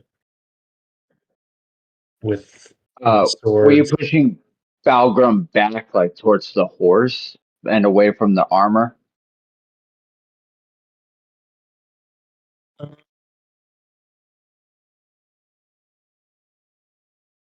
think it's the best way to, because technically I switch places with them. So Yeah, and where I had him, basically, you're putting him still within melee range of this suit of armor. I'm just giving you the option to kind of push him back a little, if you would Yeah. like, or you could switch places, but he's still right there. If I were to move onto the opposite side, like just kind of swing all the way around, because I have 30 feet of. Could I like swing all the way around to the left side of the map and switch places with him that way? So he would technically be out of range of everyone? Or like out of melee range of everyone? Let's go with this. Because, I mean, no matter what, just based upon the position, wherever you moved him, like he was kind of between the 2 feet of the grave plots. So you had to come in from an angle, you pull him back. He's still right there. Roll me Yeah. a athletics check. I'll call it DC 18. If you get 18 or higher, then you are able to push him another 5 feet back so he's safely out of melee range. That's fair. He's a big dude. Oh no, that does not succeed. So no, you can I switch only got. places or you could push him back a little towards the horse, but I'll push him back towards the horse. I mean, hopefully I don't regret these words, but I feel like the horse is a little less dangerous than the two giant suits of armor. Um, so I would kind of get between, kind of like push him back a little bit and get between him and the suit of armor. okay. All right. Yeah, so he gets that +4 to the AC, and then take my attack against the club suit of armor. That is a 19 to hit. That hits. The D10. That's fucking hot garbage. That's 3 points of damage. But he is now also wounded? Yeah. Once per turn. Yeah, once per turn when I hit a creature. So this guy is also wounded now. Noted. And that'll be my turn. All right, that brings us to next in the lineup, which is going to be the horse. The horse is not liking this moonbeam, and it's going to do that little flicker and neighing, and it's going to back up 5 feet. Balgrim, with Kai pushing you back, it did push you into melee range with the horse, so you do get an attack of opportunity, if you would like. Well, if you insist. Oh, you don't have to. I mean, but you've been so generous. Um, fuck me. Of course. So as you reach in, you see the horse backing away, so you take a swing with your great axe, but with the light coming off, you don't get quite a good angle, and it breezes by and kind of nicks the cheek a little, but otherwise misses. And the horse just backs up 5 feet, just nope, and will end its turn there. Valgrim. Let me send an updated pick. Well, I guess I'll just take another swing. I assume a 19 hits, though. You are currently not in melee range with anything. Oh, it was passing by me? Sorry, I thought, like, when I was pushed into rage. I misheard. I guess I'll move up you to were, it then. yeah, so you're going to move forward 5 feet to Yeah, get back within range. Okay, let's see.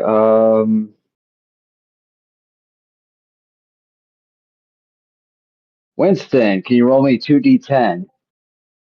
And Valgrim, roll a Constitution saving throw against Winston's spell save DC.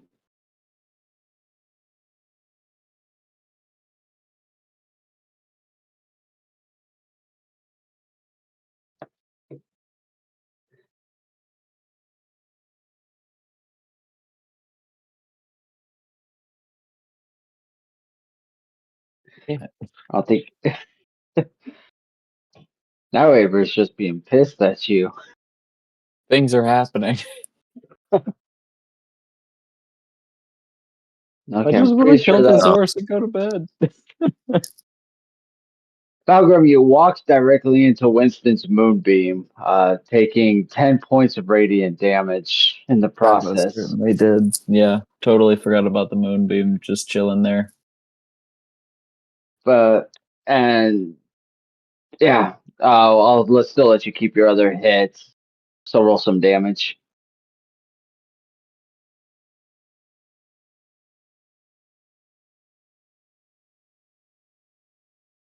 I don't know how I keep capitalizing. What the fuck? You're just so excited. Ah. Are you on your phone or the computer? No, I'm typing. I'm just typing too quick, and somehow I'm hitting fucking capital. You still have the shift button pressed down after pressing the exclamation point, I bet you. Yeah, pretty much.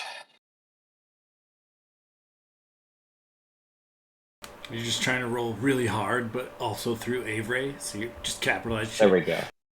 Yeah, basically. So 5 damage. All right, so you are able to connect and deal another good 5 damage to this horse. You see it And very wobbly. all right, and bonus action, shield bash. Try to shove it.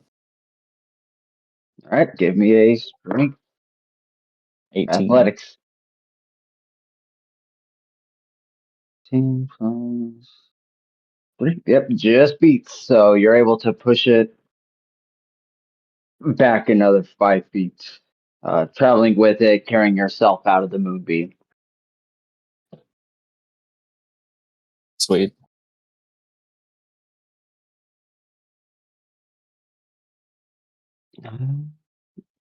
Any other action, or are you good? That'll be it. Winston, you have a clothing suit of armor about 7-8 feet away from you, engaged with Kai, and you have a net one that's taken a good bit of damage, but it's still off to the side. Mhm.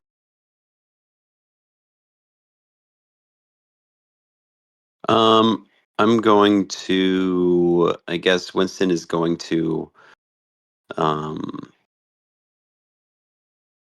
move the moonbeam over onto the horse again as an action.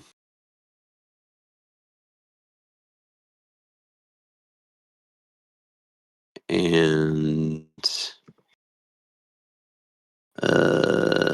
let's see. Yeah, it is action, right? Just make sure it's not a. Yeah, action. Okay. And I am going to cast.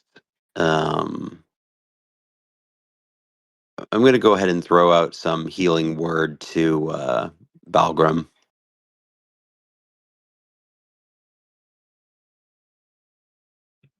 All right, and what is the word?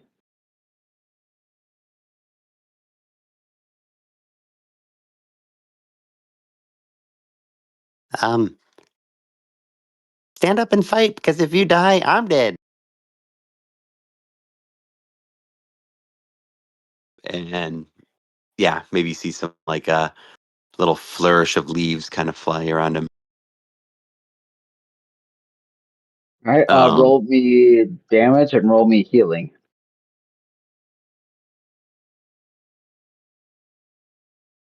Okay, damage.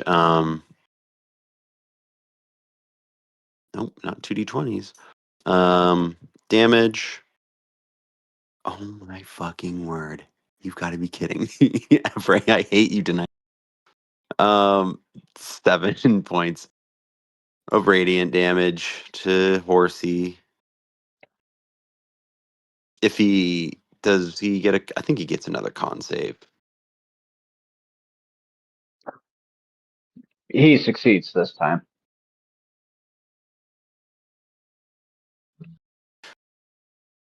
Uh, 3 points of radiant damage, I guess. All right.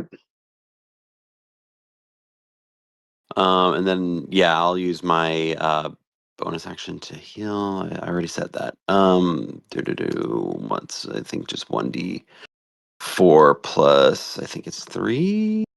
Yeah.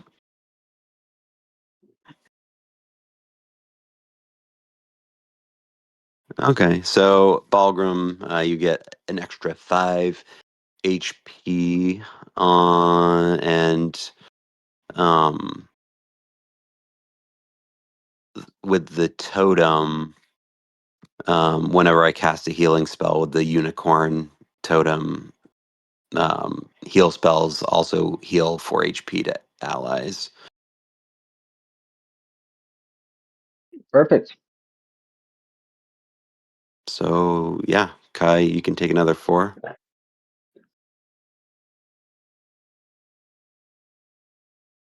Hell yeah. And I wouldn't imagine would that wouldn't count on top of healing word, would it, for Balgrim? I'm not sure if it stacks like that. I wouldn't think so, but Oh, it's from your druid class or subclass, yeah. and your Um, circle of the shepherd.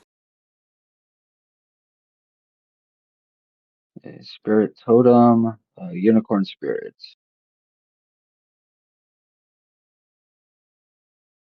Yes, each creature of your choice in the aura, which is 60p, so he would still be. Yeah, of your choice in the aura also regains hit points equal to your druid level, so it stacks as far as I care. Okay, sweet. So yeah, I Since guess it could be used on a healing creature outside of the aura. I mean, does nothing says they can't. They can't give both. okay. So yeah, I guess that makes sense.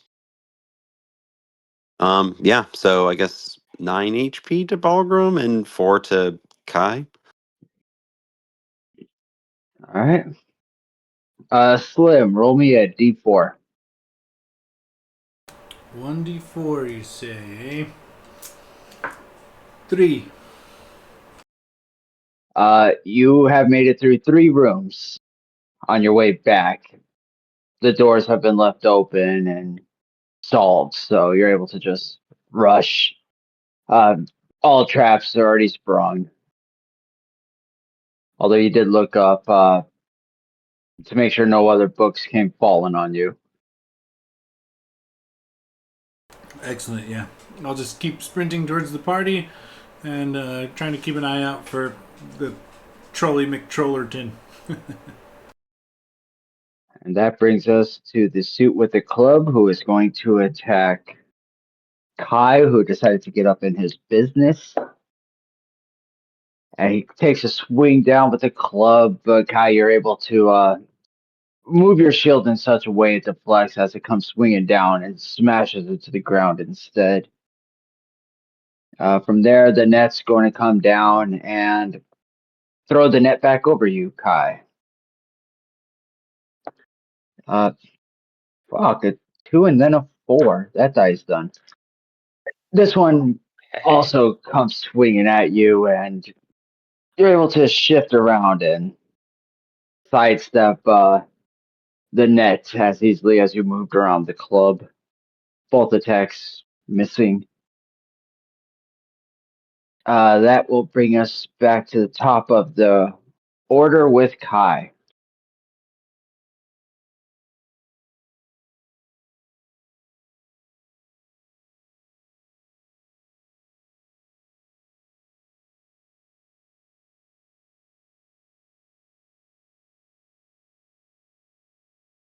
You're currently muted, Kai. Shit, sorry. All right, so Ballroom loses bump at the start of my turn. Sorry, bud. But I think I'm just gonna go keep it simple this time. Just do. I'll pull out my dwarven short sword now, so I'm wielding 2 swords. And yeah, just two straight up attacks at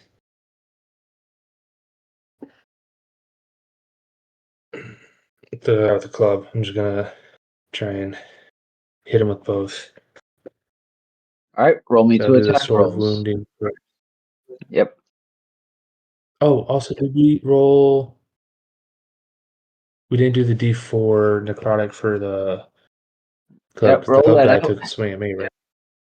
Okay. Only 1 point.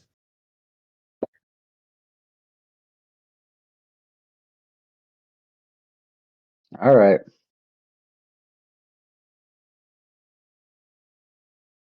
Now some attack rolls.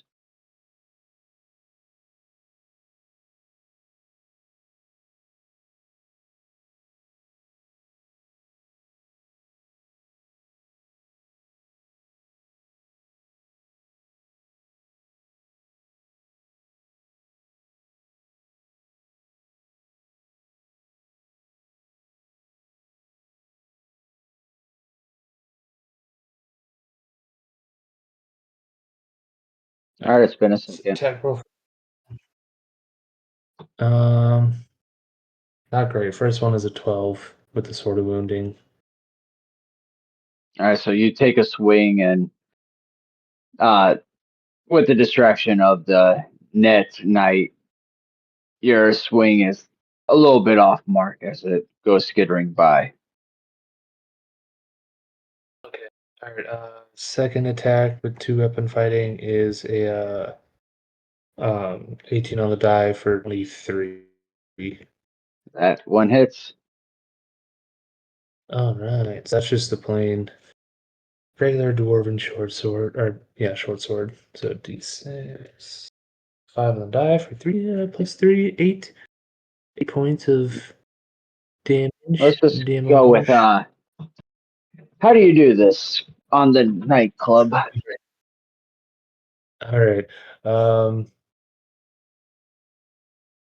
Yeah, I think he just kind of does like I don't know. He's a little bit of a show off sometimes. So he just does some kind of like fancy like flourishes and like swinging around like very like wide arcing loops and slashes and just kind of like cuts at both of like the knees so he drops down and then just thrusts forward and through the I'm assuming he's wearing some sort of helm just like straight through and just drop. All right, so with the first swing, you go low and you barely braze against the knee guards. but it's enough to get this armor to drop down. No damage, but enough of a distraction. And with that, you have the visor directly in a clean range of your dwarven short sword. So you just take it and you slide it between the visor guard for what would normally be a piercing into the skull of any other creature. With that, you see as the purple glow within the suit of armor explodes out, dropping down into one of the grave plots, and the light going dark.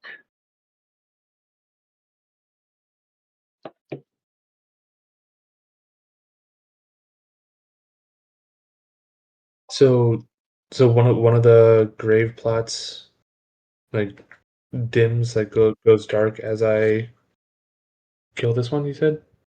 Yeah, like you reunited the soul. Okay, okay. Yeah, so he just kind of like turns and looks at everyone's. All right, guys. Maybe just gang up on the last one. Take them all out. And All right. After that, next up is the horse. And since there's no point in beating a dead horse, the horse runs off.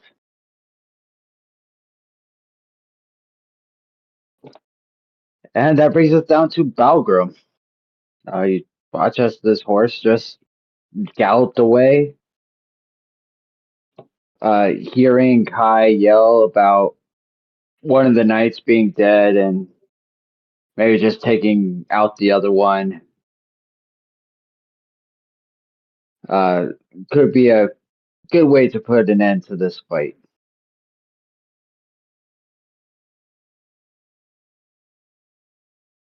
And an updated pick.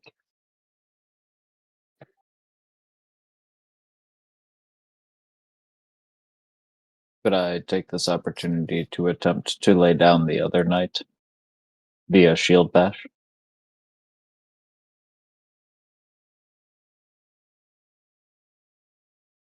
Yeah, small enough that, as I was counting it out, within take your full movement, but you could do an arc around to get behind them, and that would give you the ability to push this knight from behind towards the last remaining grave plot.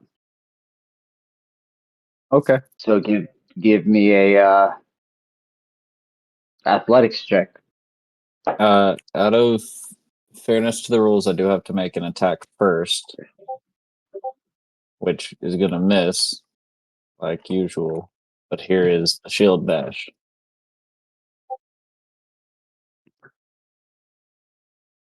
All right, yeah. You come up and you are able to smash this knight from behind as it falls into the remaining grave plot. And you watch as that light also goes out. For a few seconds, you start looking, and is that it? What else is there? Well, you start to feel the ground shake, and you watch as the purple lights return to the grave plots, but this time they become bigger and brighter. Out from the ground, as you watch as it splits, you see a skeleton of about 12 feet tall just rise out. Purple flames engulf it. But you also notice that where the skeleton's chest is a chest. As the skeleton then collapses, the bones scatter, and only its chest remains.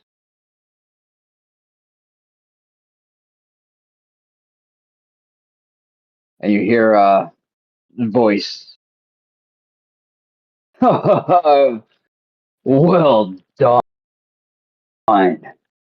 As smoke just surrounds everybody, and you're all back into an open snowfield. Where there was an entrance to a cavern, there is now just an ice wall. The four of you are there, the chest amongst you, as you see a statue of the wizard in normal wizard attires. As it says, "Congratulations, you have made it through my dungeon. Was fun, was it not? So you won the reward. Within that chest are smiles, giggles, a change of destiny, and all sorts of other ways to keep things interesting. Now, where shall I go next? Oh, I know." And then the statue disappears, as you're now left into an open snow field with your prize. I feel like being teleported randomly. You guys see Slim has an armful of like chocolate cannolis and like there's a little bit of chocolate around his mouth as he's like scarfing down like, oh, hey guys.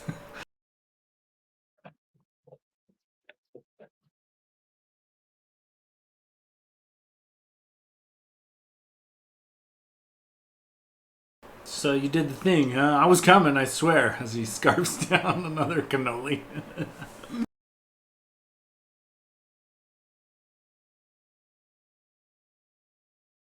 Yeah, I guess so.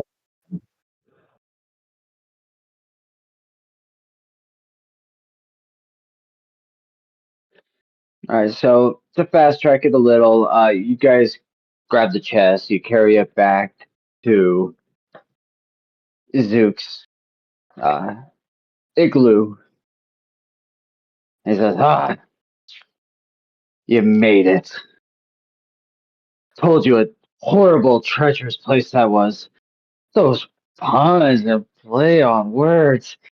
Who has time for that?" And he points his little gnarled finger at Balgam and says, "And you, making that Zook as in zucchini glow crack. I bet you loved it, didn't you?"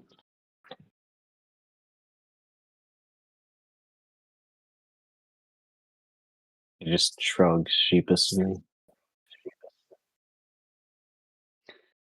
All right, let's open it up. And he opens it and he pulls out a bunch of different items. He pulls out what appears to be a small mallet. He pulls out a stone and says, "Ah, this is what I need. Yes."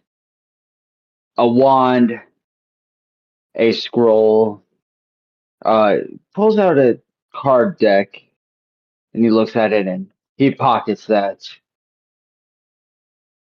uh, as well as a battle axe. Says, "Ah, you guys decide between that. That's all yours. Now, I'll be a minute. Don't interrupt me." And he goes into a back room where he's been hiding Call's body.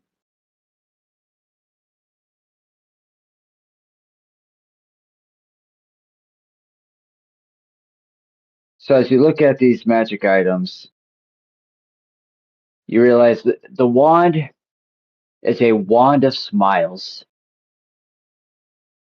Yes. The spell scroll is a scroll of Tasha's hideous laughter. The little mallet is called the Hammer of Healing. When you hit someone with it, it deals 1d4 damage, and at the same time, it heals for 1d4 plus 1 using the same roll as the damage. So every time you hit somebody, you're only healing a 1 point. And Useful in certain scenarios. the battle axe is called the Weapon of Opportune Embarrassment. It has 5 charges. When you roll a nat 1 with this weapon, It turns into a giant inflatable version of itself, makes a hilarious boing sound, casting Tasha's hideous laughter on the target of your attack. DC 15, no concentration required. What was that called? The weapon of opportune embarrassment. Charges renew at 1d4 every morning.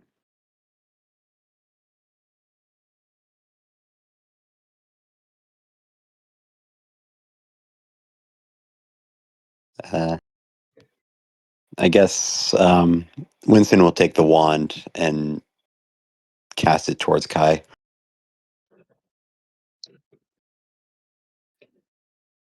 All right.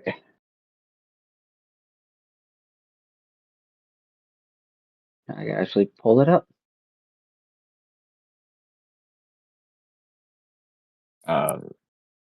Algrim's So it gonna has the snag the wand of hammer if smiles nobody object. has 3 charges. While holding it, you expend one of its charges, and that target must make a DC 10 Charisma saving throw or be forced to smile for 1 minute. You better fail. DC 10 charisma. You got good charisma, I think. The wand regains all expended charges daily at dawn. If you expend the wand's last charge, roll a d20, and on a wand, the wand transforms into a wand of scalps.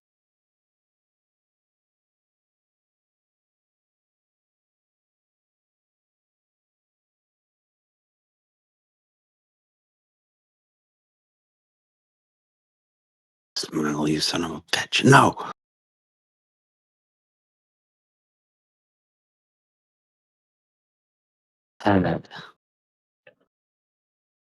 Nice try, little guy. And just throw a baguette at him. I'll get you. After about an hour, you guys can figure out all the items later. He comes back out from the back room. As you peer through the curtain, you see Call's body is gone. And he's holding this stone. He says, walks up to you, Kai, says, all right. We were able to do something. My God was able to place your brother's body within this stone to keep him safe.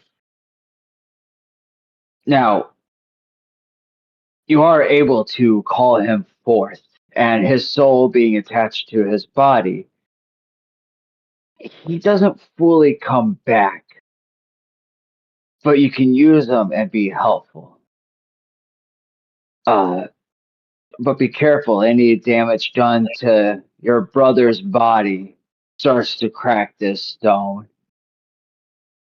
And with enough damage, the stone could be destroyed and your brother's chances of redemption are forever gone. But every once in a while, when whatever devil or demon's got his soul decides to give him a break from torture, his soul might return to the body for brief periods. Be careful with it. You went through hell just now. You don't want to go through it a second time. So what I did was I decided the stone, we're going to pokeball it. You could call forth Call's body in order to puppet him for a fight or something. That way I can have more fun and throwing bigger creatures at you guys. In order to keep the threat of death, every time he gets damaged, instead of health points, it's damage to the stone. Healing him repairs the stone. If he hits 0, it's got a huge crack down the middle, and on 3 failed death saves, the stone bursts forever. No resurrection possible. All right. So it's just to He give just it kind of that bit of fear. yeah. He just very gingerly takes the stone, kind of holds it cupped in his hands, is there still a way to bring him back? Like, can we? I mean, I know we've got. Well, I mean, you have How his body. You just got to go get his soul. Easy enough. Find and we out can, what devil or demon has him. Go down into the hells. Grab him and put his soul back in the body. okay. I mean, as long as we can bring him back. But thank you for doing this. Like, it's didn't have to, Bah. so we appreciate it. Thanks. Y'all can sleep here for one night, and then get the hell out in the morning. And we will just close the session there in order, since it's getting almost 11:30 for you East Coasters. So yeah, I figured it was a good way you guys could still use him, and it gives an excuse as to why Call is leveling up. Like, yeah, physically he's still moving and shit. And that way, if Anthony ever plays while we get on Mirema, he can actually play his character. Sounds good. No, that's cool. I like that. That's dope. Yeah, that's cool. Yeah, nicely done. I liked those ending puns. That shit was good. I like the pungent a lot. Yeah, that was a fun little sesh. That was a fun little series.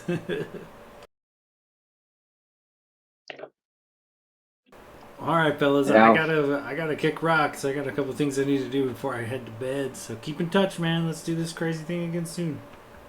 Yeah, great session, boys. Thanks, Chris. Yeah, thanks, Yeah, Chris. thanks, Chris. Yeah, thanks, Chris. Welcome. Well, anybody missing next week that they're aware of? I think I should be good. I'm good to go. Think I'm here? Yeah, All right, then I we'll. think I should be good too. But yeah, if not, then I'll let you guys know tomorrow. But I'm pretty sure I'm fine. All right, then plan on Mirama next week. Getting back into the main story. Kinda. Hell yeah. All right, Sounds good. fellas. Good sesh, guys. Good night. I'll see you guys later. Good night. See you guys later.